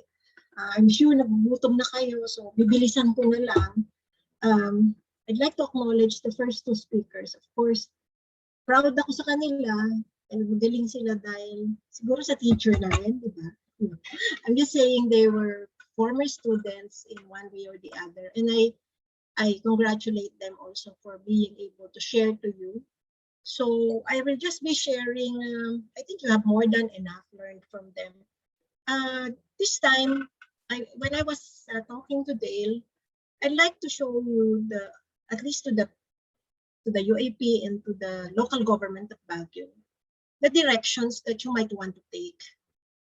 I'm sure you have all the knowledge and all the trainings, but we have to look at also on how to do things the proper way in terms of process, and to consider everything that would come along our way if we are to embark on another creative city direction, which is the city of design, I would surmise. So let me share to you some of my slides. I will promise not to lengthen the talk, but you can butt in anytime. That is my I want you to share and discuss with me alongside with this. Probably the experience that I have in both planning and architecture is already a testimony in terms of putting these things as part of my advocacy ever since. My advocacy is that you have to to combine both the natural and the built environment to create a synergy very unique to you, to us. Okay, so let me share you my screen. Let me know if it works. Okay, kita po ba? Yes po, ma'am. Okay na po. Okay. Wait.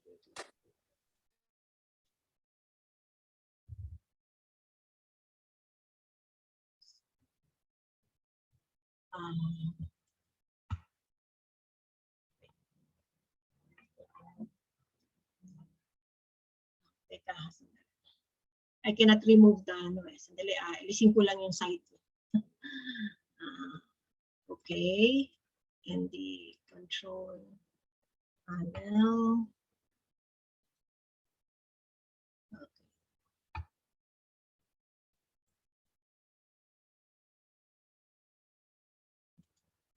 Okay. So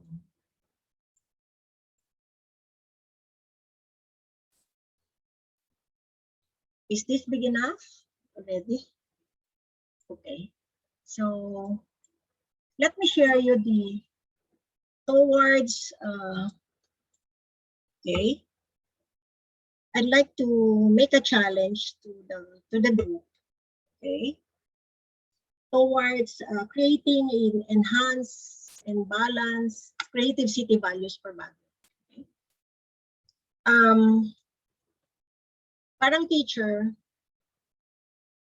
do you know this place?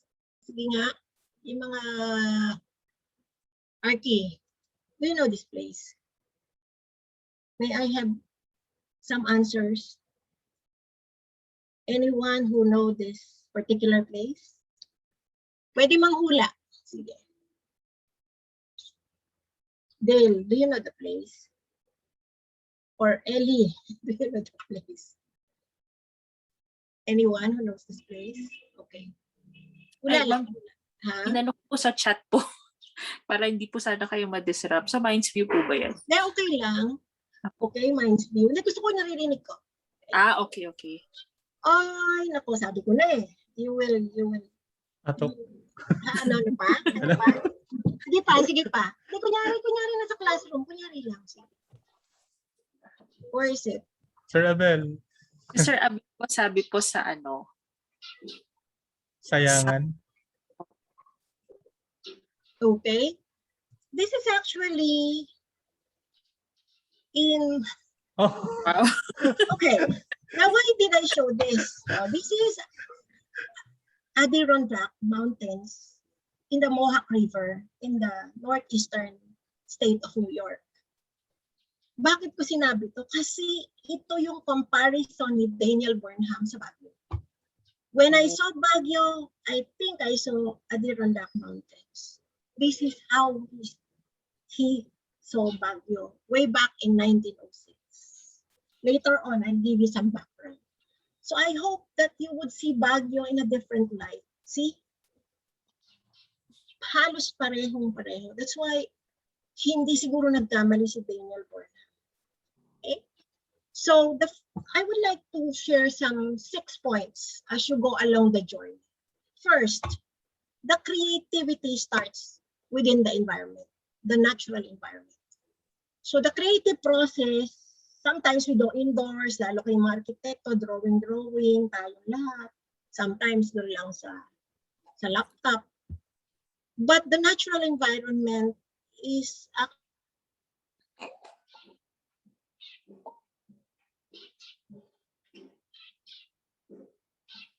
Naghang ba si ma'am?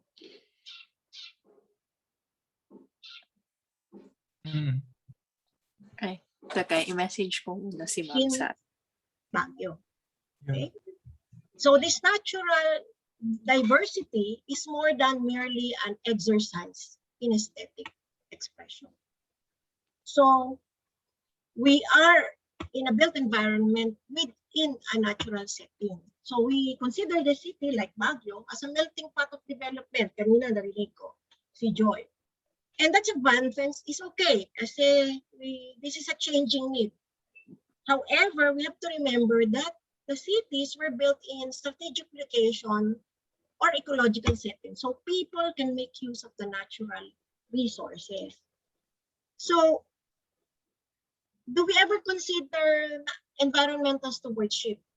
Kasi we always want to grow, to progress. Pero you have to go back. Let's protect first. Kasi ano yung ima-manage kung hindi naman natin na-protect?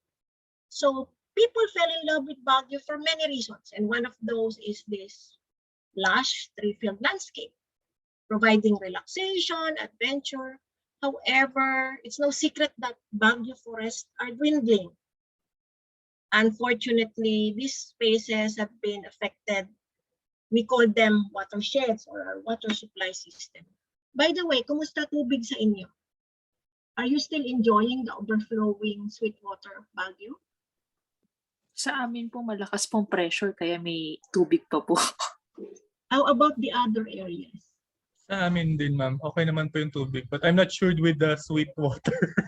Oo, kasi dati, ang sarap talaga ng tubig sa Baguio. You don't need the mineral water.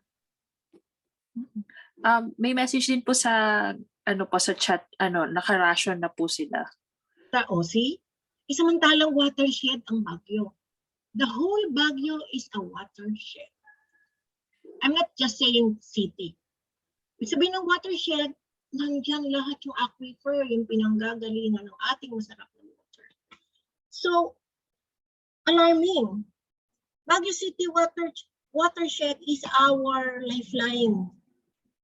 So there's a source of water, so protecting our city from climate change, and of course, ito na yung pinag-aaralan natin sa school, carbon storage. Okay.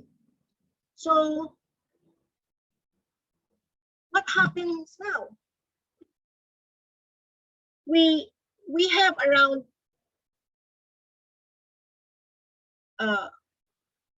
how many watershed that you have here? Technically 10, actually 8, and then you have several of the other one that I showed earlier. So these are the watershed, the forest park, Buyog. Alam niyo ba yon, mga arkitekto? O, diba? So there is a project daw, adopt a watershed program. So to prevent the deterioration of these. So, although some of them are doable, like cleaning, clearing, preventing illegal squatting or forest fire, much has to be done also on our side. So in scientific research, we do this, we call the management integrated watershed management. Okay?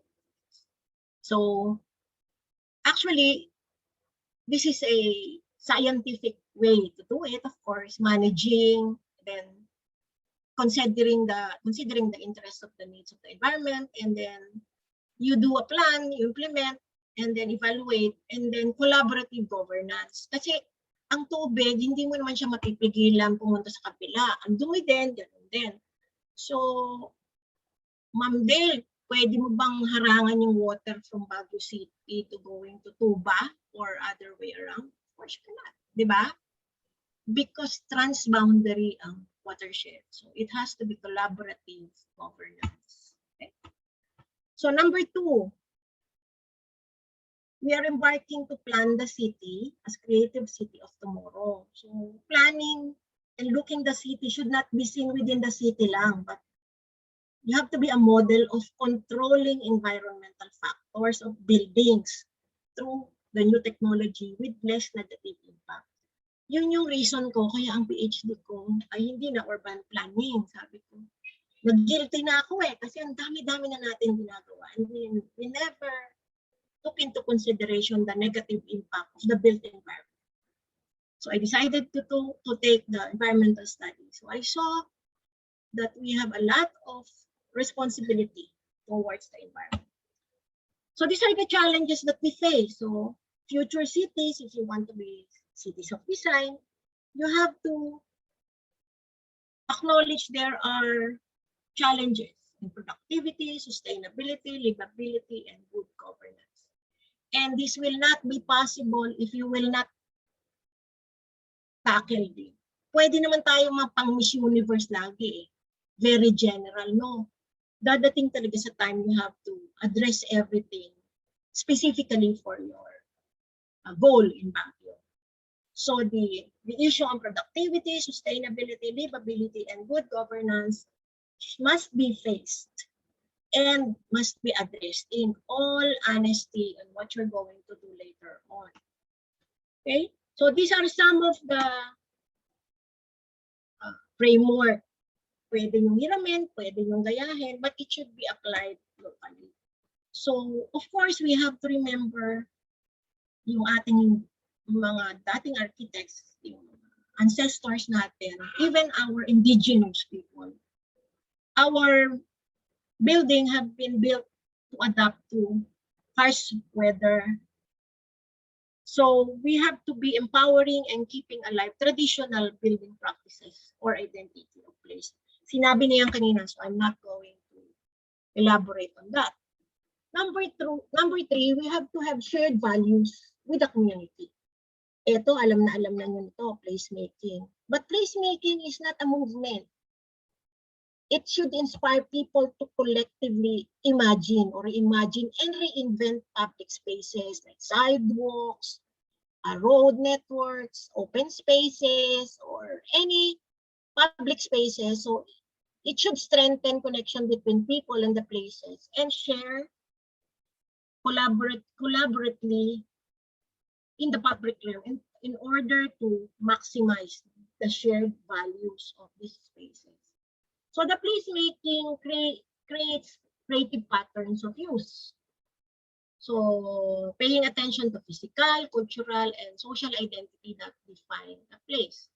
So nowhere in the world you could see a vibrant place like Baguio. I've been to several places around the world. And you cannot say you can bring Baguio to any other place because you're unique by your own. It's called placemaking. You define the place, your memory of the place is truly unique by your own. So how do we go about? What is the role of creative placemaking?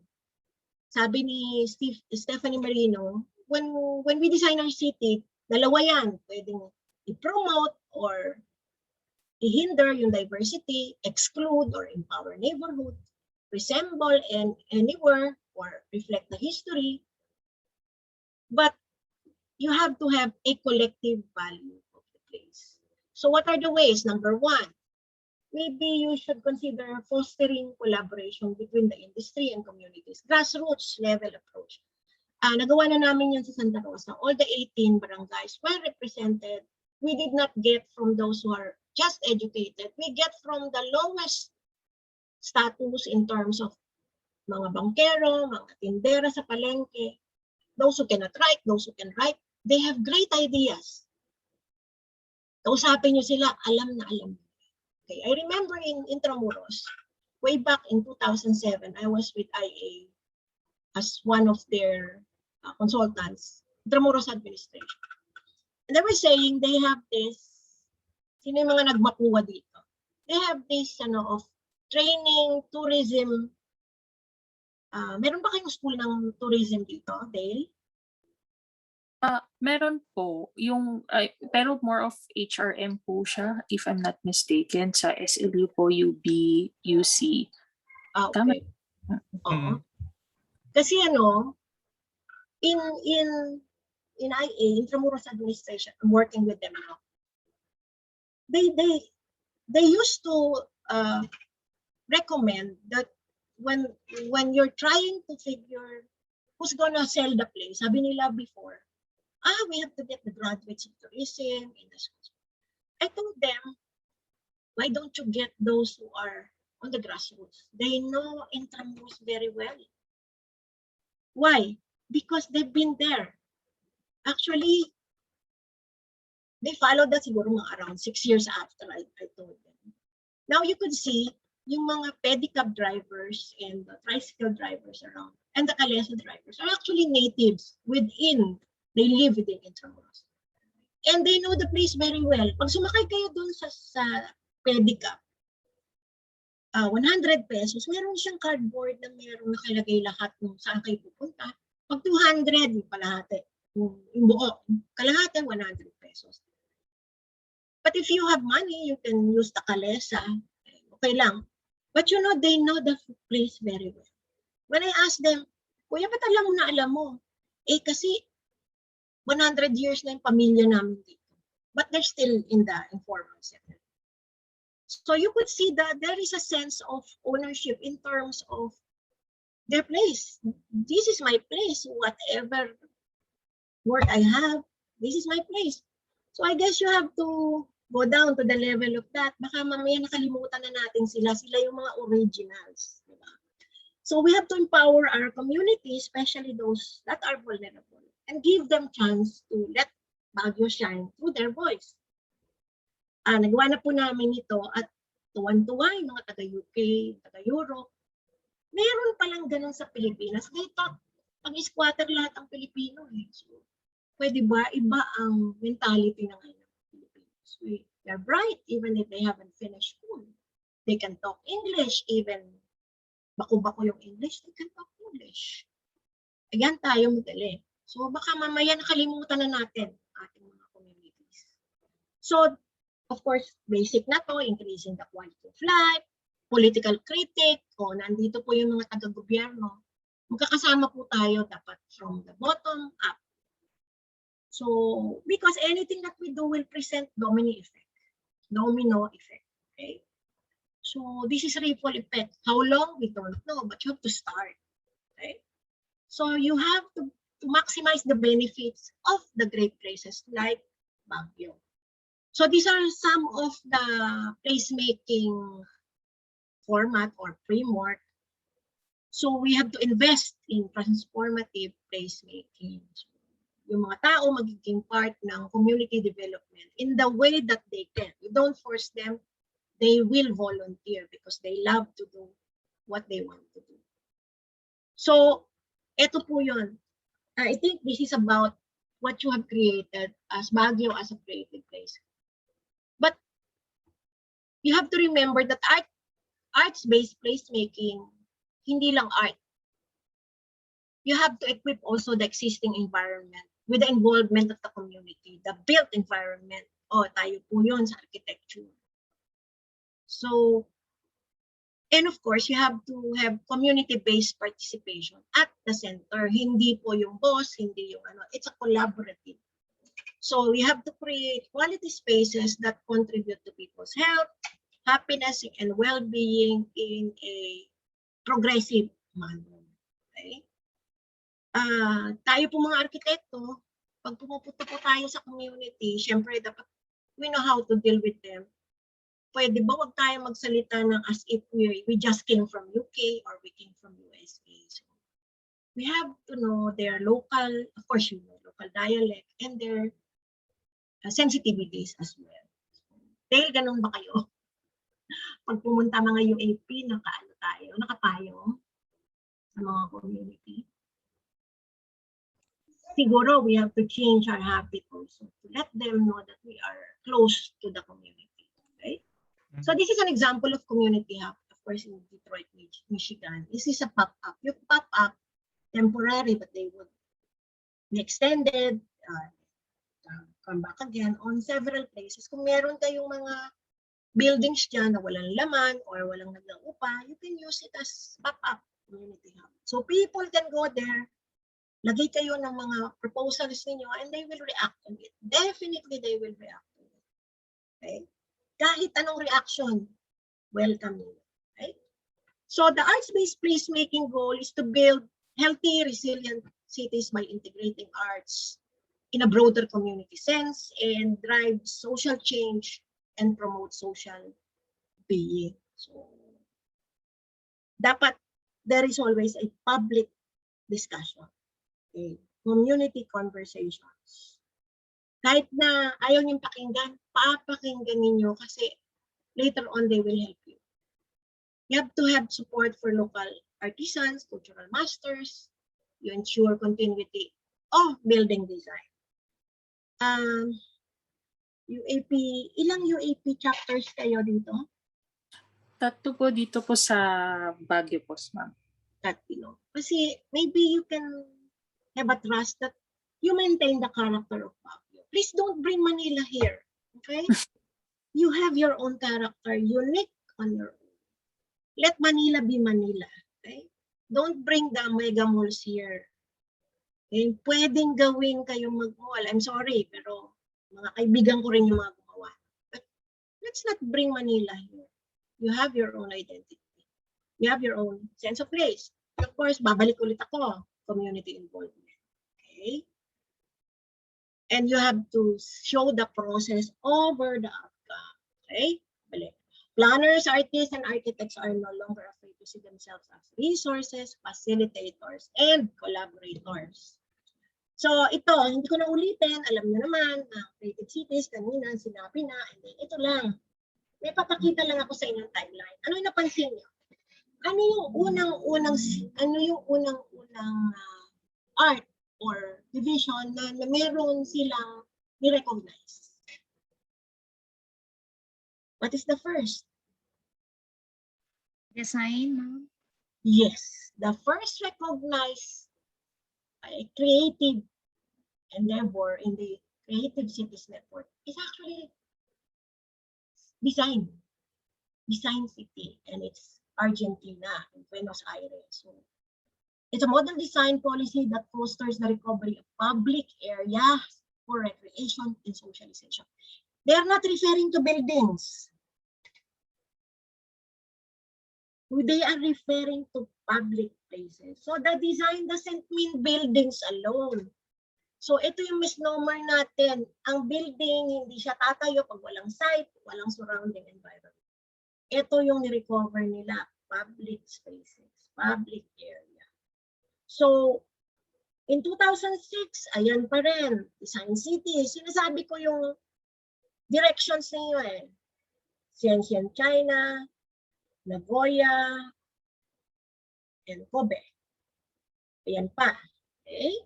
France, or for Seoul, Shanghai, and then of course, another design city in 2011, Australia. Of course, heritage naman. Okay? So, including Beijing, and then the other cities, nandito naman tayo, okay?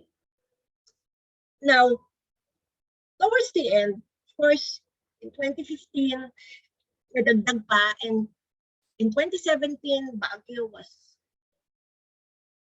recognized as City of Crafts and Folk Arts.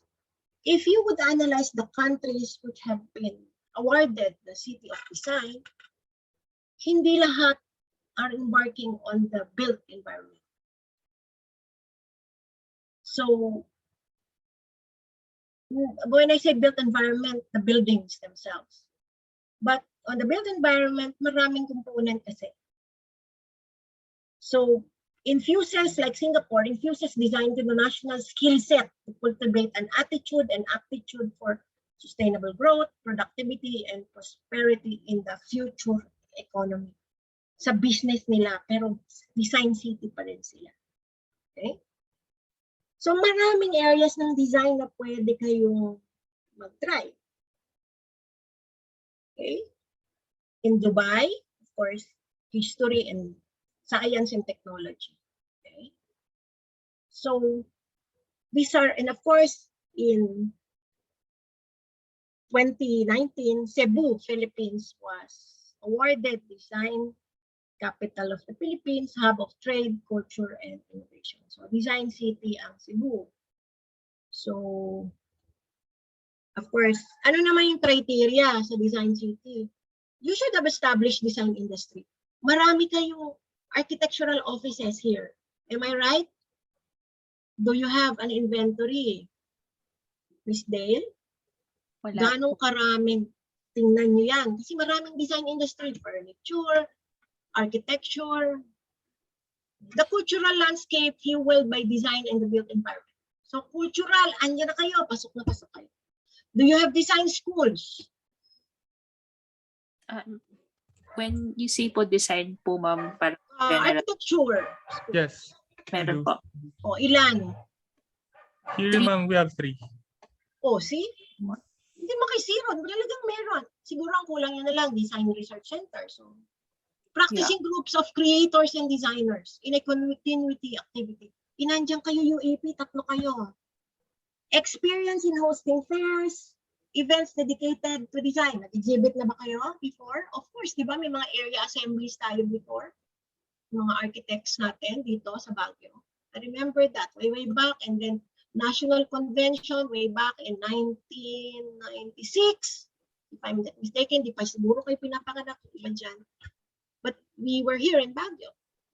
Opportunity for local designers and urban planners to take advantage of local materials, urban natural conditions. Ako, hindi ako nagsabi niyan. Sila, lahat yan, pasok kayo. Design-driven creative industries. Architecture, interior, fashion, jewelry, accessories. Very unique. I remember meeting one of the, you remember Narda before she passed away? Narda? Yes, ma'am. Yeah. They passed away already. Oo, pero before she passed away, she has already uplifted the, diba? Mountain province to the highest level. Ang gaganda ng mga gawa niya. So you can use that even in the architecture design as walls, as panelings. Ang gaganda ng work, even with the jewelry. Okay? Siguro you have to discover also yung mga indigenous products na jewelry. Usually kasi yan, like doon sa Mindanao area, when they make hikaw or earrings, only one pair. Kaya pag nawala yun, iba na, because the one pair, meron silang chant, meron silang prayer, meron silang ceremony in doing it. That makes it different. Okay. The same way the Lao people do their textile, they have their own rituals in doing it. I'm sure lahat naman meron, lalo na ang Baguio, kaya nga arts and crafts. So these are all industries that we can harness. So number 5, you have a collective aspiration for Baguio. Ito yung dream natin eh. Alam niyo ba na hindi si Daniel Bornham ang original na in-offer mag-design? O sino si Frederick Olmsted? Sige nga, naalala niyo siya sa planning tsaka sa archi. Si Frederick Olmsted used to be the most famous planner at that time. So they were getting him, except hindi siya makakomply doon sa timetable. Nung malaman ni Daniel Bornham, happens also to be a friend of one of the officials here, American officials, nag-volunteer siya to plan Baguio even for free. Ayun si Bornham. Sabi ni Bornham in 1904, there can be no monetary profit in this work, but it would be a door to happiness to men who care to improve opportunity for the sake of the poetic thing itself. Very poetic ang Baguio sa kanya. That's why he compared it with the Adirondack Mountains. So this is his plan. I think you know this already. It's supposed to be for 25 to 30,000 people. Ang tawag doon, carrying capacity. Hindi pa na invento yun, but he had already envisioned that. So, of course, a charter, 3 areas with horizontal ground. I think you know this already. And then the Baguio Meadow. Maybe you can revisit. Baka some of them were still, you still have some of them. Meron pa bang natitira dun sa mga, like the military reservation? Meron pa ba? That could be form part of relinking history. Anyone who have seen some of the remnants of Burnham, apart from the Burnham part, yung mga historian nyo dyan, yung nag-history dyan, we should go back to the mountain meadow. So and then look, baka may natitira pa tayo na pwedeng sama to look at the features muna, okay? And then you plan the city to place, sabi niya, to place the business on the lower, the municipal buildings, the national government. Ang dami niyang dream sa Baguio. Okay? So sobrang mahal niya sa Baguio, yung Manila, dinala niya doon yung mga pine tree. So I remember when I was young, yung Taft Avenue hanggang Forbes at UST, may pine tree dyan. Sino yung mga kasing age ko ng konti dito? More or less. Meron ba? If you've been to Manila, early 70s, may pine trees doon. So, kaya lang may LRT na ngayon. So, hindi niyo makikita. Pinadala yan ni Daniel Burnham from Baguio. Kailangan meron sa Manila niyan. Of course, madumi sa Manila, hindi mag-survive, hindi malamig. Okay? Okay? So, 3 elements: street system, recreational areas, and important institutions. These are the basic 3 elements that Burnham planned for Baguio. Now, beyond that, of course, kanina sabi you have to value the Baguio's heritage and colonial past. So, hindi ko na ulitin, siguro naman, that's enough for you to learn. I've seen this. Are these still in good condition, if I may ask? Is the Heritage Mansion still operating? Yes po. As a hotel.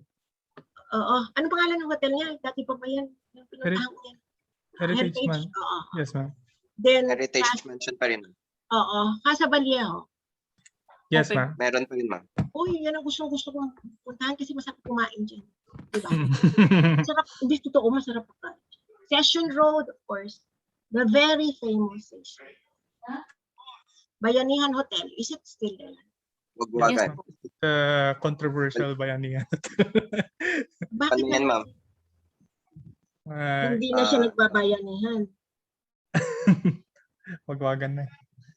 Ganon. Wagwagan area. Okay, the flea market. Yes po. Actually, ganyan yung nangyari sa Iloilo, dun sa Vallejo. Yung Session Road nila, yung Vallejo Road. Doon sa Isnar, meron dong building eh. Alam mong ginawa, ang nag-promote, yung mayor na ngayon, pero dati kasi ano lang sila. Meron siyang mga stores dyan. Lahat ng mga stores, kinausap niya, ayusin natin to. They started the movement sa Iloilo. And they restored. Meron silang ganyan, exact. At the corner. Dati wagwagan din yun. So, now, very, very prominent na yung place na. Then, Juliana Apartment. Is it still there? Meron pa po Yes, siya. ma'am. Okay. Julian. Okay. So, these are some of the buildings that you might want to revisit. These are American colonial. So, revisiting the criteria. Gawa ka ng checklist. Ano ba yung probability scale using this? And then, how farther are we into becoming design city? Of course, first and foremost, collaboration. You have to have local advisory councils, not just TWG, from the barangay level to the city level. We did that and we knew it was going to work. We have to have partnership with schools. Schools here in Baguio and schools in Manila or somewhere else who can help you to go through all this. And of course, you have to have community engagement, research grant, may pera sa research. Okay? And capacity building, training. Either way, you train all of you. Kasi hindi naman pwedeng kung ano na pag-aralan natin sa BS, yung pa rin hanggang ngayon. We have to re-equip ourselves, retool ourselves. Kaya ba natin humarap sa mga planners or sa UNESCO when they interrogate you? So, kailangan talaga, i-interrogate kayo niya. Parang NBI or FBI. To show that you really know your place. Capacity building kanina, si Ludi, binanggit niya. Hello, Ludi. About the certified heritage specialist. I did the program. I was the one who made that program for UST. For several years now, it's running. And there's one coming, pwede bang mag-promote? Kung gusto nyo lang. Sa November, 5 to December. It's a 72-hour with CPD. Previously, 48 points. Hindi ko alam kung bibigyan pa ulit tayo ng 48 points. Pero, it's a continuing.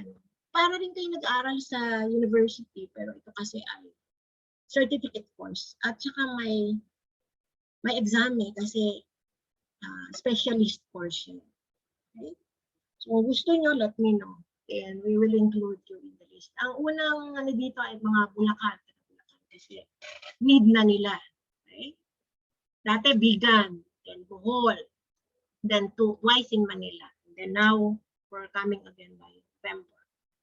Now, before I end, I'd like to read yung kay Louis Mumford. Si Louis Mumford is a urban planner.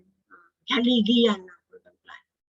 Sabi niya, the city is in fact in nature like a cave or a run of mackerel and heat, but it is also a conscious work of art, and it holds within its communal framework many simpler and more personal forms of art.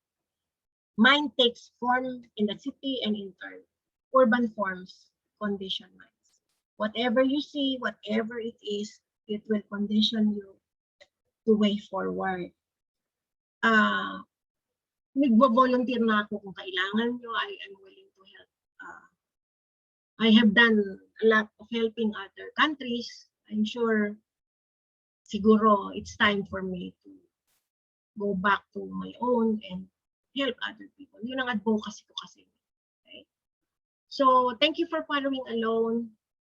Hindi ko siya mabasa masyado, pero agyamanak launay. Maraming salamat po, and magandang tanghali sa inyo lahat. Okay? Thank you very much, ma'am. Thank you po, ma'am. So I will be highlighting all our speakers today. Teka, ba't ayaw niya?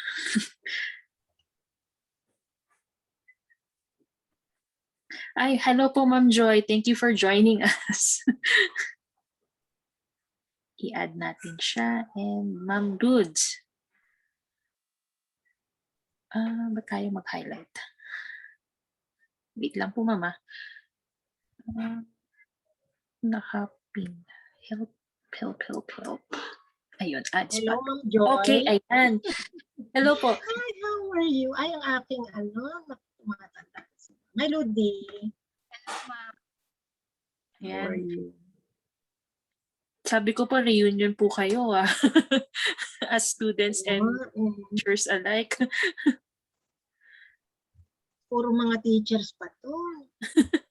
Ay, Ma'am Joy, ano po kayo, naka-mute.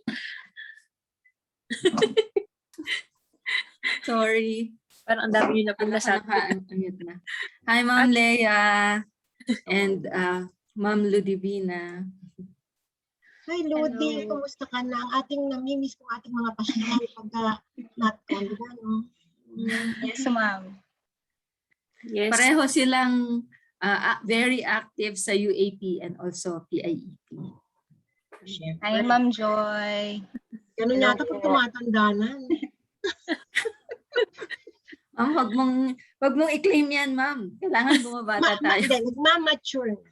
Ayan. Sige po. Sige po. At this moment po, we would like our audience to ask questions. Kasi ngayon, very enlightened tayo with regards to creative city and design cities overall. Kasi we've talked about heritage, we've talked about inputting design concepts in a city, and syempre the fact that there is a design city na nakaano sa UNESCO.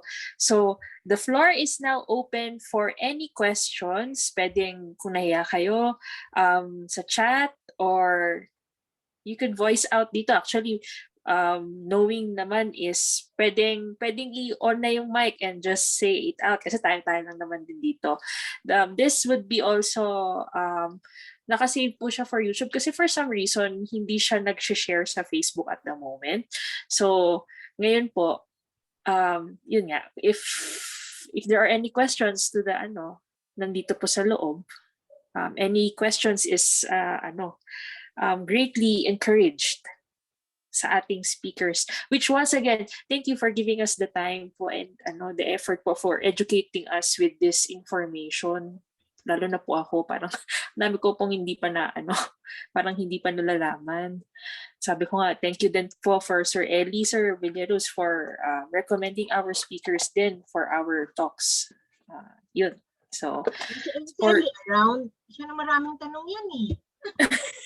Maraming reklamo at maraming tanong. So maybe nandito naman po si Sir Eli po eh. Parang nakita ko po siya dito po siya sa Meron.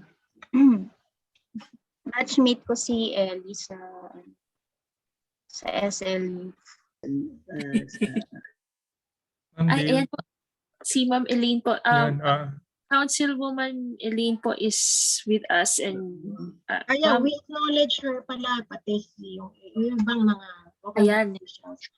Maraming salamat po sa pagpunta or pag-log in. Yes Good po. afternoon. Good afternoon po sa lahat ng speakers, and of course I would like to thank you UAP Baguio chapter for inviting us. Comment lang po to Architect Joy. Actually kayo pong tatlo talagang ang gagaling po nyo, talaga listening to all your presentations. Talagang hindi ko alam kung paano ako mag-umpisa. Anyway, kay Architect Joy po. Architect Joy, anyway, you're familiar with sa Baguio, di ba? Dito po sa Baguio kasi Architect Lea and Architect Ruby, nag-present po ang aming Safety Planning Officer. Kilala po niyo siya siguro sa Architect Donna Tabing. Isa po siya sa magagaling mga planners natin. Nag-present na po siya ng planning patungkol po sa Wright Park, Burnham Park, Session Road, Maharlika, yung future plans for Maharlika kasi makukuha na po ng city. I just wish, Architect Joy, if you would available sometimes kung may presentation po sa city patungkol po sa mga development ng urban development ng city natin. Kasi ang ganda po ng idea nyo, iba po kasi yung isa lang o tatlo ang nagsasalita with all your expertise. So ang gusto ko lang po sana malaman, if we could also invite Architect Joy one of these days, whether a presentation sa city patungkol po sa development ng ating syudad. Yes, ma'am. Please do send, notify us when para po because by the way, PIEP is also a private sector representative to the Cordillera Regional Development Council. So we are also moving for a more sustainable development po, not just in Baguio. And I'm part of the research on the BLIS, Baguio, Latrina, Ditogon, Tuba, Sablan, Tuba, Tublay, sustainable infrastructure. So one of the concerns po talaga ng not just Baguio, but the whole Cordillera is the topography and how to set up. I guess ang kailangan po talagang makita talaga ng CLUP Baguio is the floor area ratio. It is very important because it talks about the extent of development when it comes to the carrying capacity po. Yun po kasing floor area ratio should really be part of the development plan, because if we are going to build one house and the ground floor is really pegged at the road, but the road is actually 3 basements down, yes, and therefore that is not 1 story. So that's the difference when we should be including the FAR, the floor area ratio, if we're going to develop and if we're going to compute the capacity of the city. So very important to set also guidelines, not just where is the ground floor, but most especially yung building height din. Kasi oftentimes yung building height nakalagay sa ano is 2-story with 4 basement. So essentially that is 6 floors. So essentially that is no longer 6-story, should already require elevators, mga ganon. True, Architect. Kasi ano po if you would notice po yung mga condominiums po nito dati sa Baguio ngayon na pinapatayo, nakakatakot po, ang tataas talaga, especially so, yung bagong building po dito, Architect Lea, sa may ano namin, Marcos Highway, sobra pong taas, nakakatakot. And then one more thing, I don't know kung paano nakakapasa talaga sa aming board, yung sinasabi nilang yung mga nag-approve sa mga building code natin, na kung gaano kataas. I do not know kung paano nakakapasa kasi you are aware, Ma'am Architect Joy, and to the rest of the mga architects natin, kung paano po talaga nakakalungkot, kung paano talaga nakakalusot. So with you, mga architects na nandyan, yung UAP, siguro po matutulungan nyo kami na mag-craft tayo ng mga ordinansa once and for all para ho sa ma-address natin itong mga building height sa City of Baguio. And anyway, Ma'am Joy, thank you. I would just have one more parang comment naman kay Architect Ludi. Architect, alam naman two Philippine cities in the UNESCO list. Ito po yung Baguio that was in 2017. And yung isa po Cebu. sa Cebu. May I know kung meron naman pong plano ang Vegan to join the group of UNESCO cities. Ano po ang plano nyo? Ano po ang ginagawa nyo pagplano? Kasi alam po natin ang Vegan talagang ang heritage po nyo dyan at talagang unquestionable din po ang programa niyo. Yes po. Hello po. Good afternoon. Good morning na lang para mas masaya. Hindi po ako masyadong aware of kung nag-apply po ang city government of Vigan as a creative city. No? Pero since meron na nga po siyang inscription, so I think hindi na po kailangan yun para sa city government of Vigan. Pero kasi when we talk about sustainable tourism po, ano naman parang yung sinabi ni Ma'am, hindi lang yung built environment, pati yung lahat-lahat It talks about yung sinabi ni Ma'am na 4 pillars. So nandun na po lahat yon na kailangan nyo consider yung social, yung people, planet, at saka yung profit. Parang pag wala yung isa, yung tanong na ano bang mas mahalaga, kalikasan, kabuhayan o yung ano na nga yung isa. So yung tatlong yon, so dapat lahat yon mahalaga. So in creating our cities na maging sustainable, dapat yung tatlong pillars na yun ay kino-consider, walang naiiwan.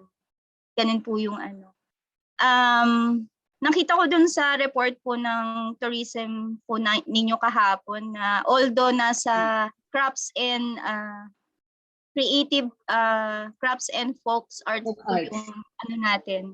Pero may mga festivals na ginagawa na related sa food.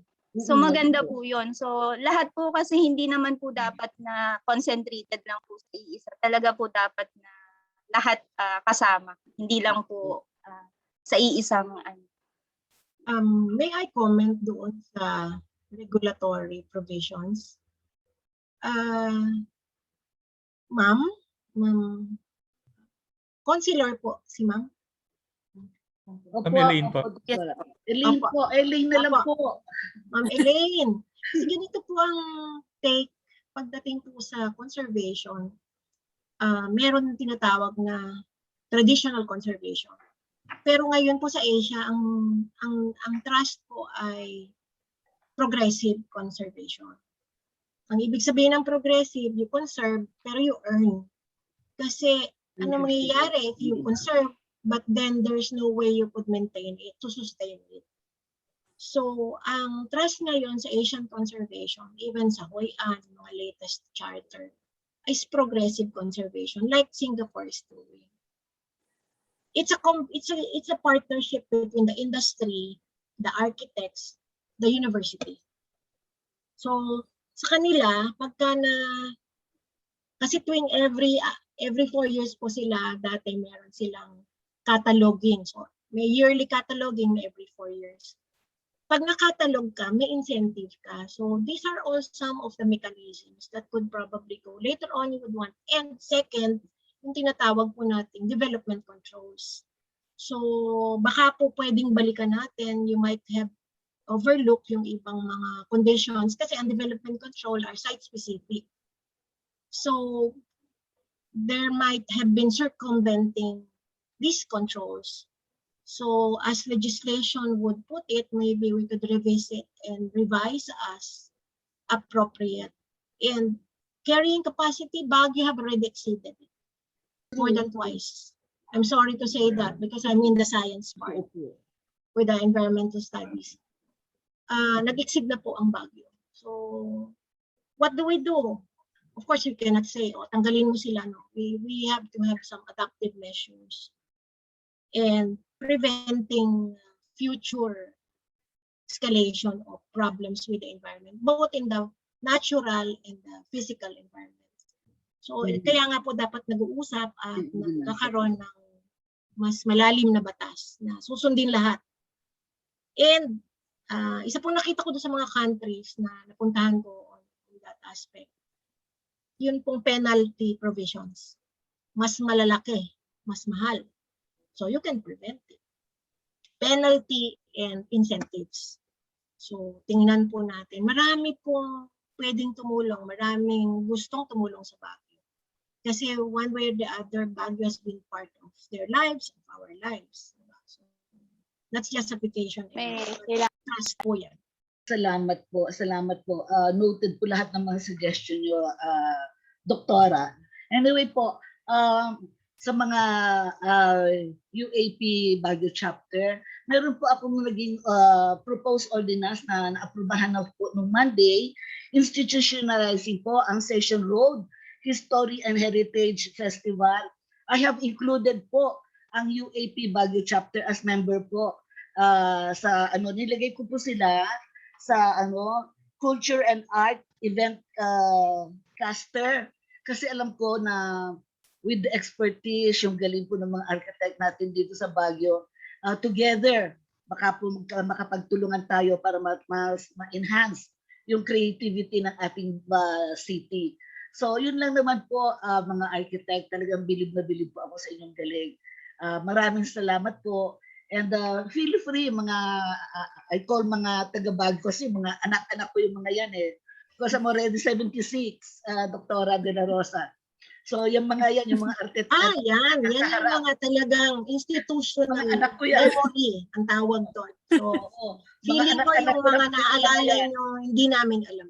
So sa akin lang is, please mga anak ko, mga architects dito, feel free kung meron kayong mga ideas na pwedeng i-present para sa ikagaganda ng ating city. While I am here, I'm always a text away. Magtulungan tayo. Salamat po. Thank you po, Ma'am Elaine. That would be very helpful po sa amin din. So, we have also a question from one of our partners po, Ma'am Gia. The floor is yours. Ma'am, nakamute po ata kayo. Or walang volume. Ay. Wala pong audio, ma'am.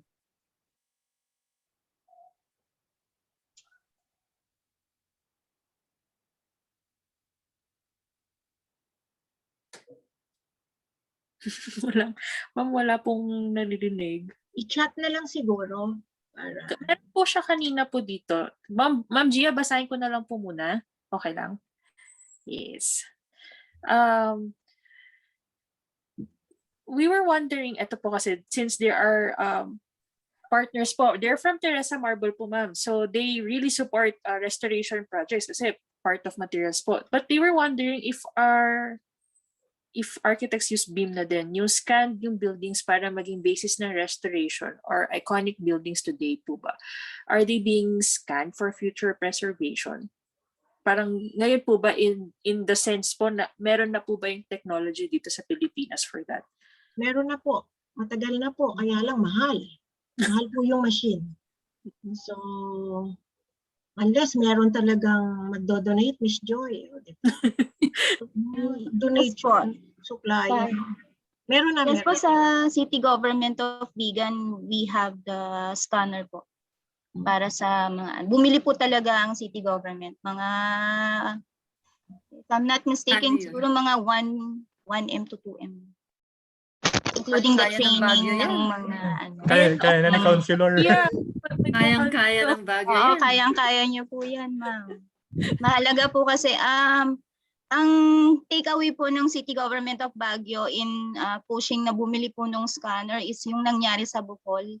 Bohol ba yun? Yes. Yung Yes, nagkaroon Yung sa- earthquake. Oo. sa earthquake na as in parang nag-present din sila noon sa City Government of Vigan under governance, no, yung culture-based governance na sinasabi. Nagkikwento yung tourism officer from Bohol, yung parang naiiyak na siya kasi walang natira sa mga ancestral houses nila. At ang problema, wala pong documents, walang drawings na nagawa noon ang sa Bohol po. Kaya to start, paano ka magko-conserve kung walang dating existing na plano? So ito po yung one of the solution na dapat talaga sa mga sa ano po natin, sa LGU. Meron po to para maano po yung mga plano. Para pag nag-rebuild po tayo, pag nasunog man yung ancestral house, nagkaroon ng earthquake nga, yan. Meron tayong basis kung paano siya i-construct. Oo. Actually, if I may talk na, dalawa Ayan, na. ma'am. Okay na, ma'am. Ano kasi, most of the time, ang mga materials na ginagamit is wood, no? Madami ring stone, natural stone. Pero wala pa rin tayo sa level tulad ng Italy na yung mga iconic churches na talagang 5 centuries na buhay pa rin mga marble structures, ganyan. In the Philippines, wala akong nakita yung sa vegan kung meron. But dyan sa Baguio, may nakita ko yung sa munisipyo. Parang lumang-luma na Councilor Elaine, yung flooring, munisipyo ba yun o City Hall, son? Basta may isang building na ang flooring niya is marble. Nakikita mo pa yung haspe. Pwedeng i-restore, pero baka pwedeng i-upcycle na lang yung old na marble and then replace it with new marble. I mean, bagong installation. Kasi sayang naman, baka ang worry ko lang baka mapalitan ng tiles yun ba kung ire-restore. Yeah. Tapos ang budget is only for tiles. Parang nakakalungkot. Kasi as we all know naman, ang tiles last as long and the style, maiiba na yung pagka-heritage niya. Pagka yung itsura niya. So yun yung worry ko, ma'am. Napuntahan ko yan recently. Kaya we take special interest in mga restoration projects. Baka hindi nyo po alam, ang Teresa is working on 500 years yung niya, yung marble deposit niya. So more or less, basta yung color, more or less alam nyo, but yung color hindi masyadong magbabago kasi yung bundok 500 years yung laman nun. So magbabago man, slight lang. And yung veining, mag-iiba-iba, pero wag naman sanang gawing tiles. Yeah. Kasi nakakalungkot. Noted architect, actually talagang puro marble po talaga pati ho sa second floor, marble din po. Po, ang observation ninyo at saka comment. Ilang taon na po yung City Hall or municipio? Nako, doktora, matagal na po. Siguro mga 100, may 100 na ba? Okay, kaya ko po tinanong, ganito po yan para hindi po mapalitan wala naman siguro 100. Ipa-declare natin siya with historical or with significance para hindi kayo magalaw ng future. I think that's one aspect. Tingnan muna ninyo, baka pwede nating ipa-enlist kahit sa sa local, sa Philippines, para lang ma-prevent yung future. NCCA ata yun. Alam ko. NHCP pala, sorry. Yes. Kung NHCP, kung kaya, then it will be prevented from being changed eventually. So, may mga security measures naman po ang conservation. Opo, salamat po. Pagka ganun kasing mga buildings, yung pwede rin naman kasi na since existing yung mga materials, konti-konti lang ang pwedeng palitan. Hindi yung buo na part of preservation, 'di ba? Kunwari, yung ang nabulok lang, or kasi alam naman natin ang kahoy is nabubulok, 'di ba?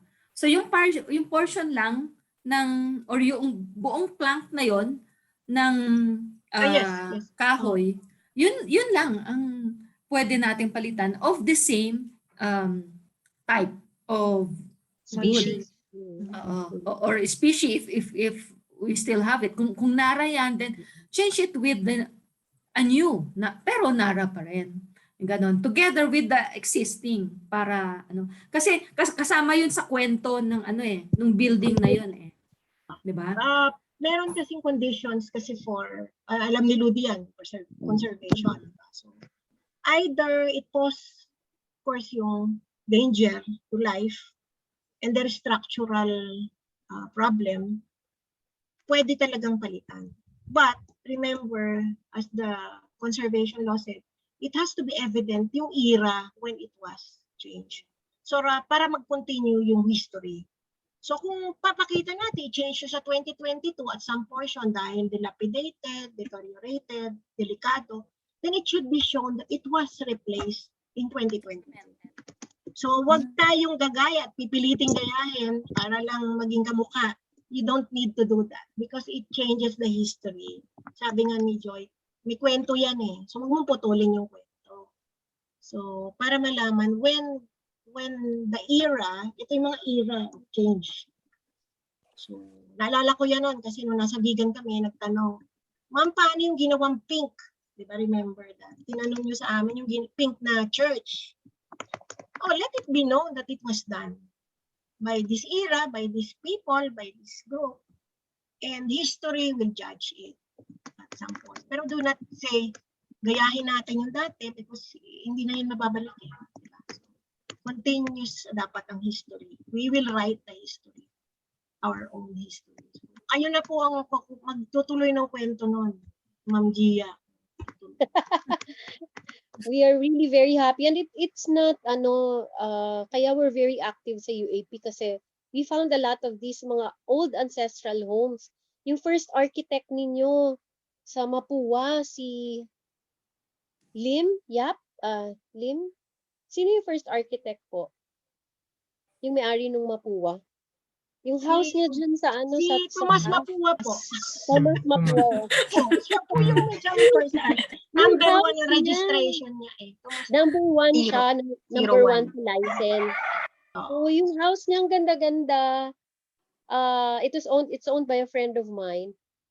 Sana, pero ewan ko kung may conservation or preservation efforts doon. Ang ganda, parang may gold inlaid gold yung roof. Parang mga the likes of yung St. Peter's Cathedral na may mga painting sa roof na mga columns ang lalaki. But it's an ancestral home. Yung mga ganon. So yun lang, masasad talaga ako pag naging tiles yung sa Baguio na munisipyo kasi nakita ko ready for restoration yung marble flooring and we will be happy to work with you on not only for Baguio, even sa vegan, ma'am, kayo, through you, we can connect with you. We'll be happy to work with the UAP architects, di ba? Para Yes, ma'am. Sa case naman po ng Baguio, importante po talaga na challenge po sa LGU po ng Baguio City. Kailangan po talaga natin yung mag-craft po ng ordinance sa conservation code. At marami pong willing na tumulong po sa inyo dito. Si Ma'am Joy, si Ma'am Leia, at ang mga architects po ng vegan ay willing po na tumulong. Number 1 po talaga yon na kailangan po meron po tayong conservation code. Nasa conservation code po yung mga tanong ni Ma'am Gia kanina regarding sa ano yung mga dapat na materyales lang na pwedeng gamitin. Dun sa vegan conservation code, naka-indicate po dun sa amin kung like for example, yung po sa tiles po sa baba ng yung before kasi ang ginagamit usually sa ancestral house ng vegan, yung Pedra China. Pero wala naman ganun na ngayon dito, pero naghanap ang city ng materyales na malapit sa Pedra China. Yun yung San Esteban Stone ngayon. So, in relation dun po sa ano ni ma'am, tama po yun. Kung ano po yung pinakamalapit na materyales na kamukha, yun po yung mga dapat na i-consider po natin sa restoration and conservation. Pero una sa lahat, dapat i-equip ang ating architects. Yes po. Hindi Kailangan pwedeng nyo pong mag-aral muna ng conservation. Kaya And nga, together- medyo hirap din kami noon kasi ang hirap mag-advocate pag talagang hindi nag-train. So in Bohol, nag-train po kami doon. Kaya yung iba po ay ruins na, hindi na talaga ni-restore kasi alam nila yung reason why. Of course, the safety. Kasi nasa mga sinkholes. So, siguro yun yung di ba Ma'am Joy, turuan muna at mag-aral ulit tayo sabay-sabay. Diba? Sila kasi, pinilit yung mga yan. They took the grueling 72 hours. 72 hours kayo wala silang katigil-tigil sa pag-aaral. That program I showed you. So, and going back to the idea of creating an identity na discuss din naman ni Ma'am Ludi at ni Ma'am Lea, yung talaga yung sense of place na like vegan. Bakit hindi naman lahat ng doon sa vegan is lahat ng mga yun is old, 'di ba? May mga ilan-ilan doon, may mga nag-sprout na rin na bago. But because of the law, because of the zoning, talagang yung it's a new building, pero yung ipinattern yung genus loci or yung sense, yung identity, yung mga designs. Bagong design, but still very respectful of character. The character. Yes, ma'am. Oo. Para hindi naman natin sinasabi na kailangan pare-pareho lahat, ng... Hindi naman. So, sense nga lang sense of place and the character. Diyan lalabas yung creativity, tsaka yung imaginations ng mga natin, ng mga architects. Doktora Diba? Lea, yes po. matanong lang po, kasi noon po palagi kong pinaplano to ask the help ng mga ating mga architects na dito sa Baguio. Kasi nakita ko po kasi ang Intramuros, yung mga may portion doon na talagang yung kanilang lugar talaga may Spanish parang mga design ng mga Spanish Pwede po kaya dito sa Baguio kasi before parang gusto ko pong i-propose na yung maikling portion po ng Session Road magkaroon ng facade ng it's either Cordillera or American just yun lang kasi na yun para po maging added attraction ng aming city. Ano po ang parang comment nyo patungkol po sa parang idea na yun? Ang Baguio po kasi, ang identity talaga ng Baguio is colonial city, pero American colonial city. Yes po. So, balibaligta rin po natin kasi pati po yung mga Spanish nag-attempt sila pero hindi po sila nag-succeed. Ang successful lang po talaga yung mga Americans kasi nag-construct talaga sila at nagdala ng tao dito. They enjoy the place very well. Kasi parang San Francisco ito So, this is something na I think you have to go back. American colonial po talaga ang Baguio. So, nag-iisa yan dito sa Pilipinas na pwede natin sabihin American colonial city. Kasi Manila, portions lang Kayo buong Baguio is American. So ang doktora, ano po kayo magandang siguro with the help po ng ating mga architect po dito sa Baguio, baka po pwedeng pagtulong-tulungan University po, yung ating pong UNC, yung university, yung St. Louis rather. So marami pong prof dito. I think it's about time you come up with a course for students na architect and then train the architects again. Yeah, actually po to interject po dyan, ma'am, kasi marami pong mga masterals na naging thesis po ang facade ng Session Road. Kumbaga, pinaka-identity po niya.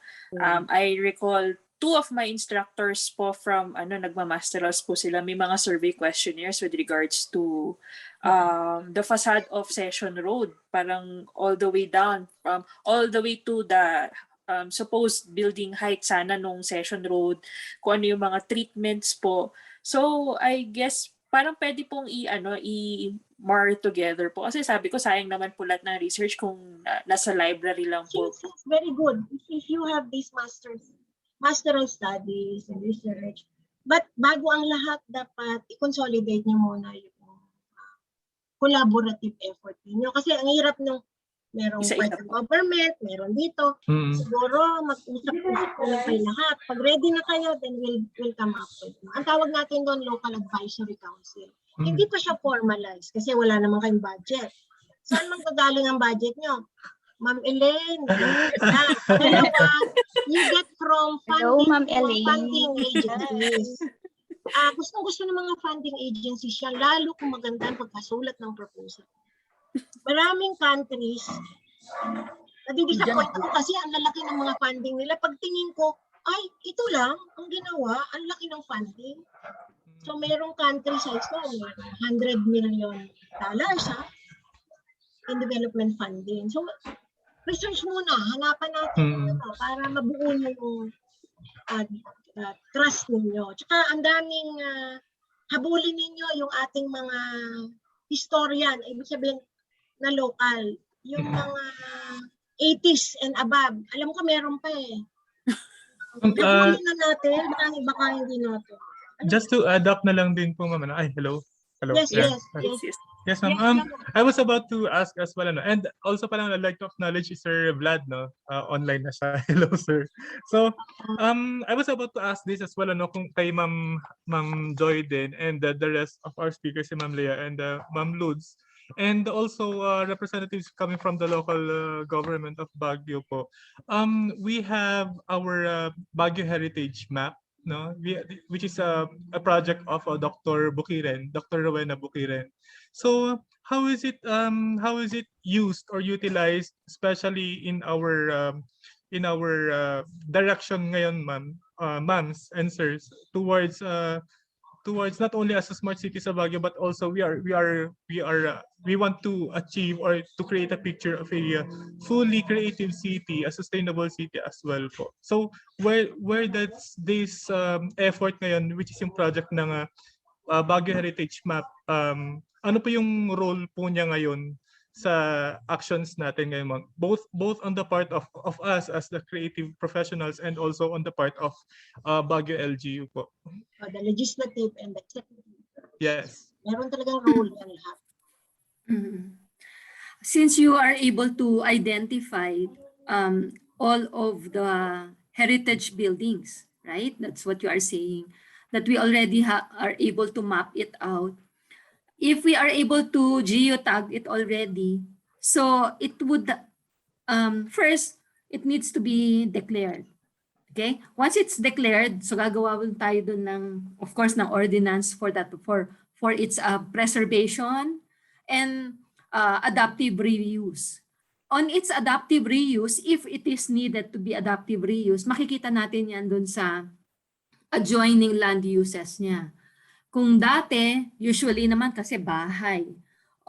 If it is for adaptive reuse na it is no longer at its highest and best use to be a residential, then probably we can already apply it for adaptive reuse such that nandun pa rin yung residential. I really believe in mixed use zoning, no?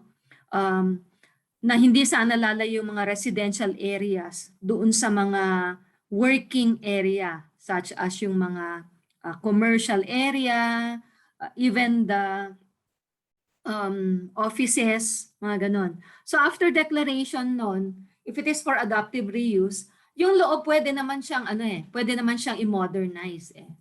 Di ba? So parang facadism siya. Ganon. But the facadism in the sense na the skin, the envelope would really be preserved as much as possible. So after the identification of that, i-connect lang natin eh. Pupwedeng the direction would be like the vegan, or it can also be the direction is like the intramuros na talagang buong area, or just the strip kung konti lang siya.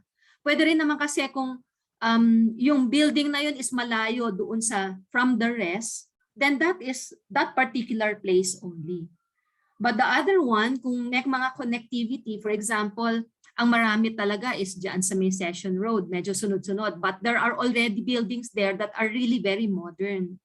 So if we're going to identify it, and then marami doon na talagang na identify na natin as a can be part of the heritage. Diba? Kasi we were able, as you said, there is already a heritage and cultural mapping. So that strip, that road, or that community, that area can be, after declaration, so gagawin na rin tayo ng mga henceforth, all of the, we don't have to require na yung mga modern buildings na nandun, kasama sa kwento yun na merong modern building dyan. Diba? But it is preserved as a modern building because that's part of the history of the place and the sense of place at that time.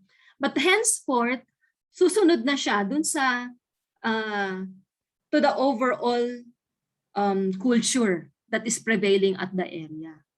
So talagang pagka ginawa natin yon, actually the appreciation, ang isip natin parang ay mawala na yung economic progress, economic growth. Hindi magiging cultural siya, and then tourism will be able to come, and then it's gonna be a place wherein all of the all types of commodities can be there. Hindi lang tourism. Nandiyan na rin yung mga food, di ba? Nandiyan na rin yung mga, it will become a meeting place. People will go there because they're gonna be very enthusiastic about it. So, tataas pa yung presyo ng lupa doon. So, there is this economic progress also. So, kasama yon sa sustainability. But as you said, meron na tayong cultural map.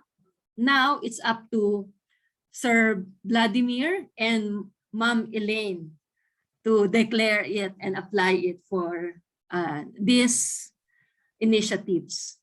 And then, i-implement na natin. And siyempre, susunod na rin yung mga tao na nandun.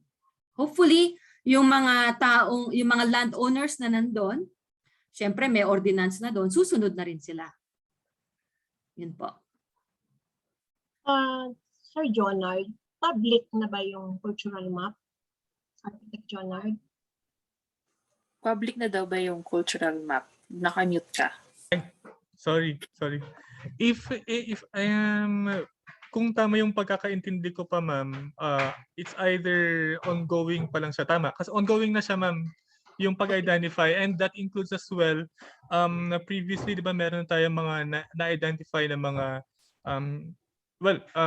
buildings of historical significance that were declared already by tama ba, NHCP? Yes, NHCP, just like the Peredos already, di ba, private, ano lang siya.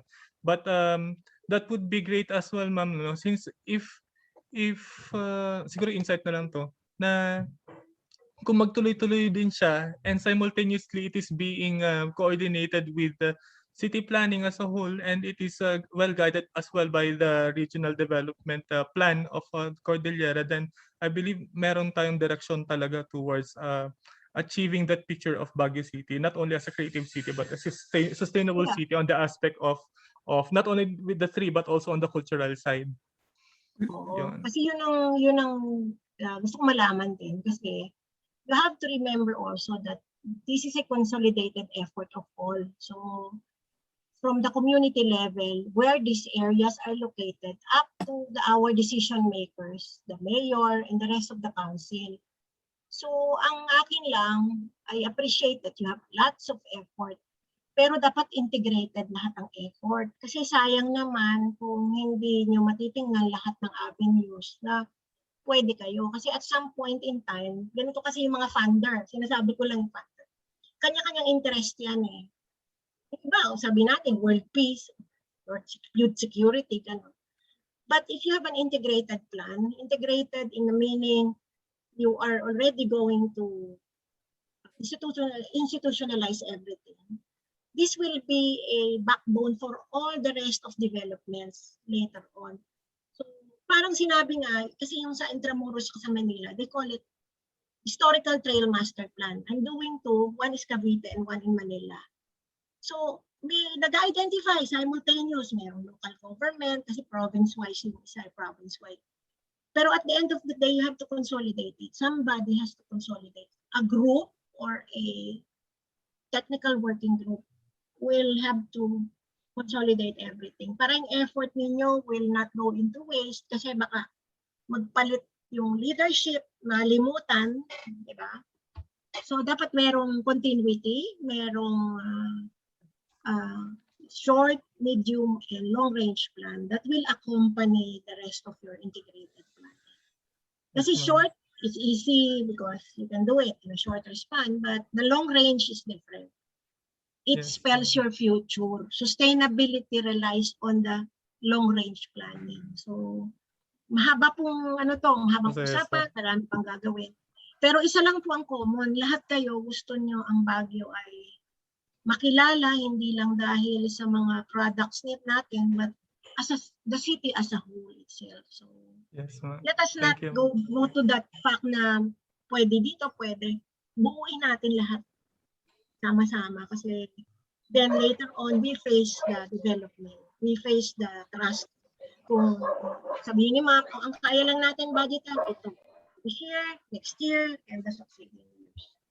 The rest will follow na yan basta coordinated yung effort ng TWG. Okay? Of course, the composition is very important. Dapat across all sectors, ma'am. So, dapat lahat represented. Even the indigenous, especially the indigenous. Kasi may take sila sa natural conditions. I hope that will help.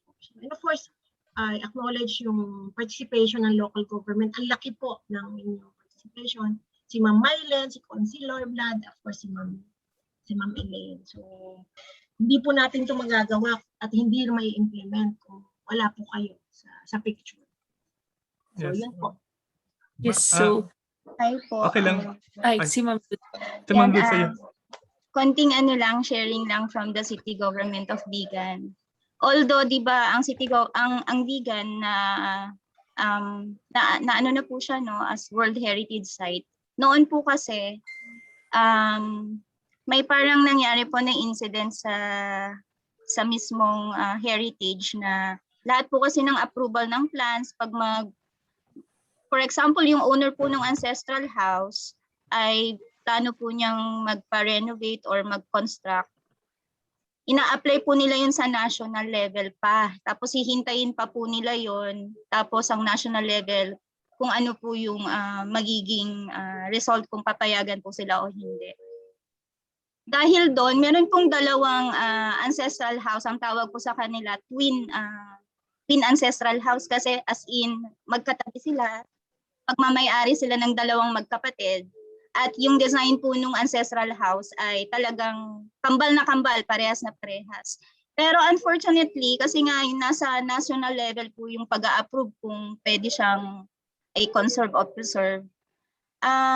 Medyo natagalan yung so napayagan na ma-demolish po yung isa. Which is, yun po yung naging parang call sa city government of Vigan na gumawa na ng local ordinance. Dapat dito sa atin mismo yung magre-regulate na ng mga yan at mabantayan, mapulis kasi madaming ginagawa sa national.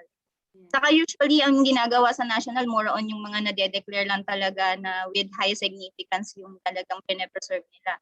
Di ba tayo naman dito sa local natin, sabi nga ni ma'am, mas alam natin kung ano yung mahalaga, yung pamana, kasi alam natin yung sarili natin na story. Kung sa national level, hindi yun mahalaga. Pero sa part natin, dito at the local level, sobrang halaga nun kasi meron yung great value. So yun yung talagang gumising sa city government of Vigan talaga na mag-exert ng effort na gumawa ng ordinance at yan, nabanggit na ni ma'am, nagkaroon ng technical working group at council.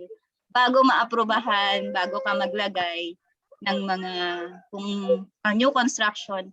And allowed din yung sabi ni Ma'am sa City Government of Vigan yung architectural infills. Kung may mga part na bagong wala pang structure na nakalagay, pero kung ang project mo is within the core and buffer zone, dapat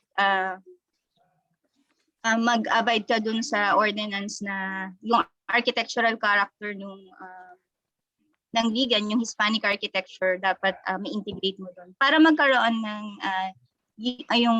uniformity. Kumbaga, may kahit na bagong gawa siya with the new materials, kasi pinapayagan din sa amin, for example, wala nang masyadong materials para sa kapis, no? Pero pag architectural infills ka or new construction, pwede mong imimik yung kapis na window pero using modern materials. So yung mga ganun po. Kaya importante po talaga na magkaroon po tayo ng conservation po. At yung mapping nga po ng mga ancestral houses natin. Yung mga tangible and intangible heritage resources. Mahalaga po. Thank you. So, yes, ma'am. I may follow up, and then to that, I had yung San Agustin Church noon, doon ako nag-umpisa na sa mga conservations. I was part of wala pa kasing scanning noon, So ang ginawa namin talaga, inakyat-akyat namin, tinignan namin kung ano yung mga materials nito mula sa baba hanggang sa taas, ganun. So we drew the San Agustin Church. And then of course, pagka nilagay mo na, iisang building lang yan, di ba? Pero the idea is the same. If it is in the city, dyan sa city of Baguio, meron na tayong heritage mapping. Iko-connect lang natin, tapos gagawa tayo ng, alam niyo doon kasi sa CLUP, it's a comprehensive plan, tapos nakalagay din doon yung history. So, yung overlay zones. Overlay zones. Yes. Pwede kasi i-overlay zone yan. Pwede plan unit development lang kung iisa lang na building siya o isang area lang siya. But napakaganda kung I have an ongoing project with Lawag, and then ganyan talaga nag-cultural mapping, and then after ng cultural mapping kinuha talaga yung mga kwento, intangible and tangible doon, ganyan. And then we connected it and then geotag everything and then put it as part of the zoning for implementation. Although pagka ganun kasi, pagka ordinansa na siya, kahit na private, because the idea of land in the Philippines is I own down, deep, and up, and whatever it is the development I own, I decide, and everything. Ganon, di ba, sa Philippines. But kung meron naman tayo, i-zoning natin yan, ipa-particular natin yan, then may sariling yan. Planned unit development siya, meron siyang sariling separate na zoning the regulations. Pwede pa rin natin siyang ilagay na R1 yan, R2 siya, or C3 siya, or mix siya. But because we are able already to identify that particular area or that particular street, that particular yun na yung sasabi ni Ma'am Rudy na mag-infill ka na lang dyan, pero susunod ka doon sa sa zoning, sa genus loci ng area na yun lang. And then mag-overflow na rin yun. So ganun yung ginagawa ngayon sa it's a long implementation, but the start talaga is to declare it. And then nandyan naman si Konsehal Vladimir and Konsehal Elaine, and I'm sure Konsehal Mylen will also support basta't mailatag yung kwento doon sa area na yon. And it will become a zoning to be followed by this generation to the succeeding generation. So it's a live heritage. Yes, ma'am. Thank you, ma'am. And siguro last question. I think yung question more of Insight.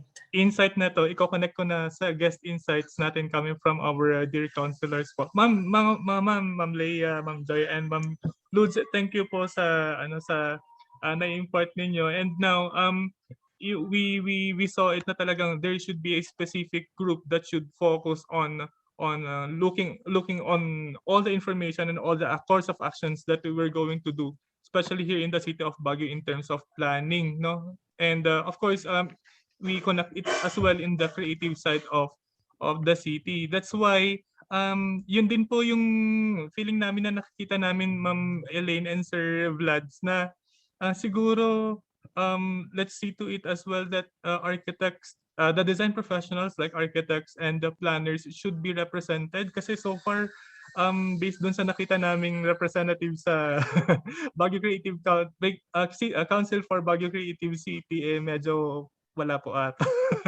So yun po. We'll pass it na po sa inyo, Ma'am Elaine and Sir Vlads. Thank you.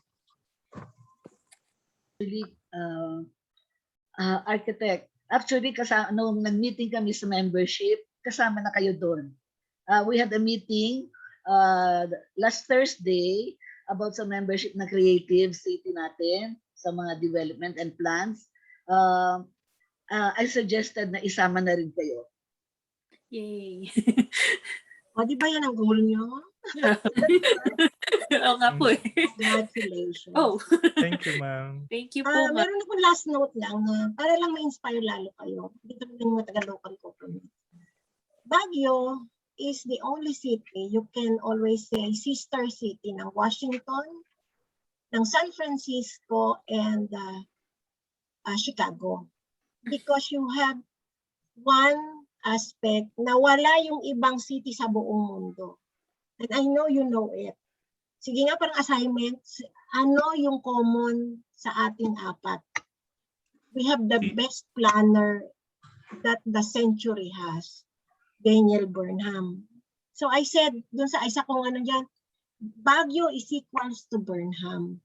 Wala kahit sinong city except for the four, San Francisco, Chicago, Washington, of course Manila, but I'm looking at the side of Baguio. Walang pwede mag-claim except us in the Southeast Asia. So I guess that's also one thing we have to come up with. To bragging rights natin yan pag malaki natin. Baka nakalimutan nyo na. So ito yung inggit na inggit yung iba kasi libre lang pumayag si Burnham, di ba? Sobra siyang na-in love sa Baguio. So let's not burn the flame that he gave us, di ba? So let's go back and show the world. Kami po yung original Daniel Burnham. Okay? So that's about it. I guess that's inspired you more than enough. Okay. Sir Vlad, do you have any word po? Yes, good afternoon to everyone. And I came from other engagements, but I see to it that I need to be with your group, of course, Madam Elaine, Mami, and all the volunteers and design professionals who are with us this afternoon. Dapat gaya miti counterparts kanda dumapay nga kadwa tayo from outside Baguio. Special mention kadagiti kakailian dito banda ti Ilocos region. Well, from that short time of listening to your conversation, we would like to express our appreciation to that volunteerism, that willingness to help the city of Baguio. Indeed, that we could not do it alone. In fact, pag ang pinag-uusapan natin ay creative city, mayroon man tayong ordinansa, but we would like to listen from you because at the end, you know what is creative all about. And that's a commitment coming from our committee, particularly Committee on Education, Culture, Creativity, Arts, and Historical Research. Just to inform the body, because it was partly touched a while ago, that we already filed an ordinance na sa second or third reading na ito. Ito yung Baguio Historical Council, creating Baguio Historical Council, because I think that we need to put more value on the so-called structures with historical significance. Just like for example, yung pwede nating may kwento sa mga darating na mga sabihin na lang natin visitors or even yung mga kabataan natin.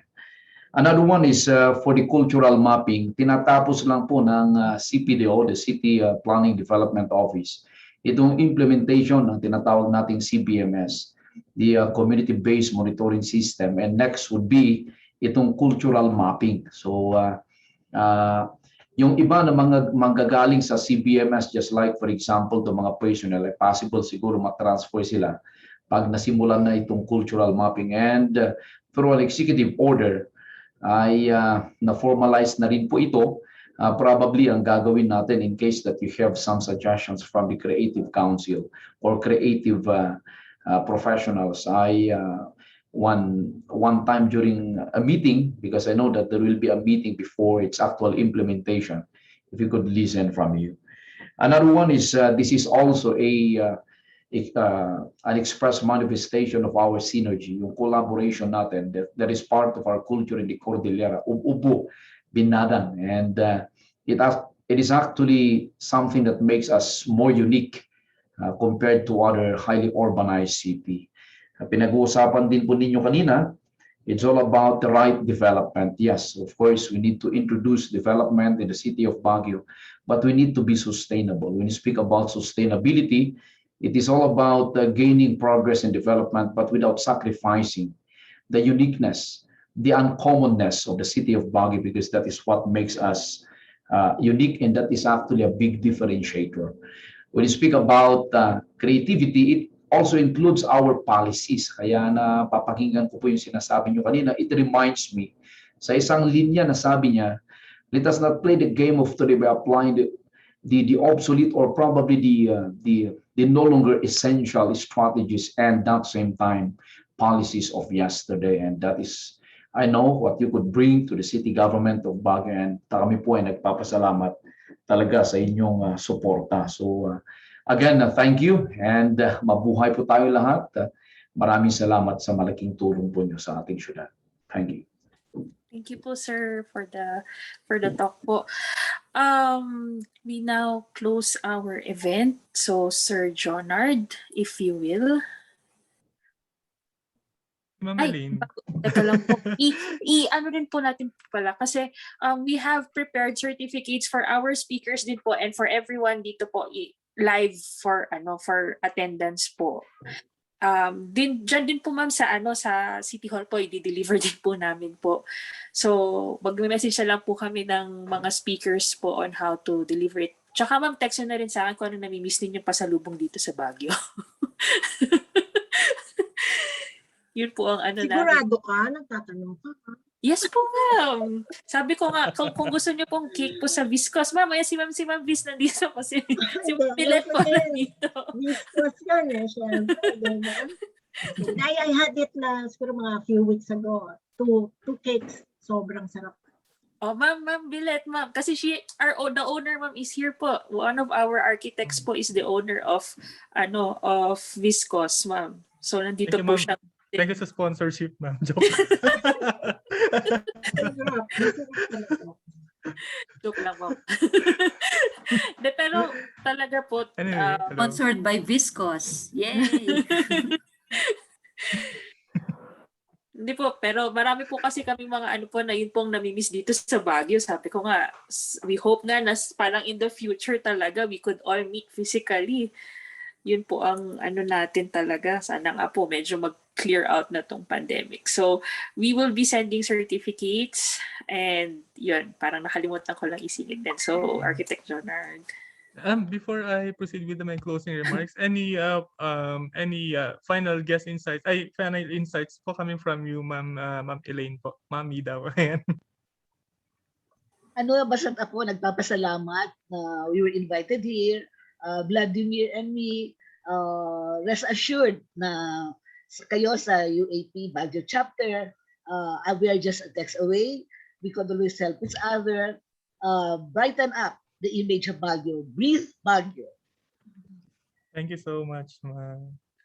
And now, So once again, to our speakers, attending public servants, councilors Vlad Cayabas and Madam Elaine Zambrano from the City Government of Baguio, our participants, guests, and co-creatives, good afternoon. So today's event has so far brought us into new horizons of opportunities, creating intellectual conversations that give us a better understanding on how we further achieve our goals in uplifting Baguio City. Not just a creative city, but a responsive, proactive, and effective sustainable haven for everyone. We thank you, our speakers, our dear architects and environmental planners, Ludivina Lozano, Maria Jorquesa Alejandro Hactolna, and Leia Punong Bayan de la Rosa for enlightening us on our roles as key players in this pursuit. Thus, the wisdom you impart will serve as our tools in the realization of inclusive representation and participation of the design professionals in the city through collaboration. Through this, we do not only learn from the past and enact these lessons today, but prepare for a better future. On behalf of the United Architects of the Philippines, Baguio City Chapter, we thank you all for making this event a success. And we look forward to each and every one of us to take part in this creative endeavor through our collaborative effort in shaping the city we live in. As we close this event, may we send regards to everyone to stay safe and sane, and may God bless us always, and good afternoon and advanced happy 112th Baguio Charter Day. Yay! Parang magstay lang po muna kayo, magpipicture po muna kami for ano din po. So, we would like to Event. request everyone to everyone please turn to on your turn camera. Ayan. Maraming salamat po. Yan. Sir Jonard po. Okay, official photographer. Okay, 1, 2, 3. Meron po tayo sila ma'am. Okay. Ma'am Nikki. Okay, 1, 2, 3. Okay, let's check. One more. Okay, 1, 2, 3. Up. What is that? Wait lang. Your internet connection is unstable. Sabi ako, 1, 2, 3. Smile. Okay. Thank you po. Marami Thank pong you very much salamat. po for attending at our event. Mag-ingat po tayong lahat sa virus po. Huwag po maghugas ng kamay at all times. Thank you po for attending. We'll be Maraming posting. salamat po. Thank you. Salamat po. Thank you po. We'll be posting this Baguio forum sa as ating well. lahat. Salamat po. Thank you po, ma'am, sirs. Thank you po. I-end ko na po for everyone. Bye-bye.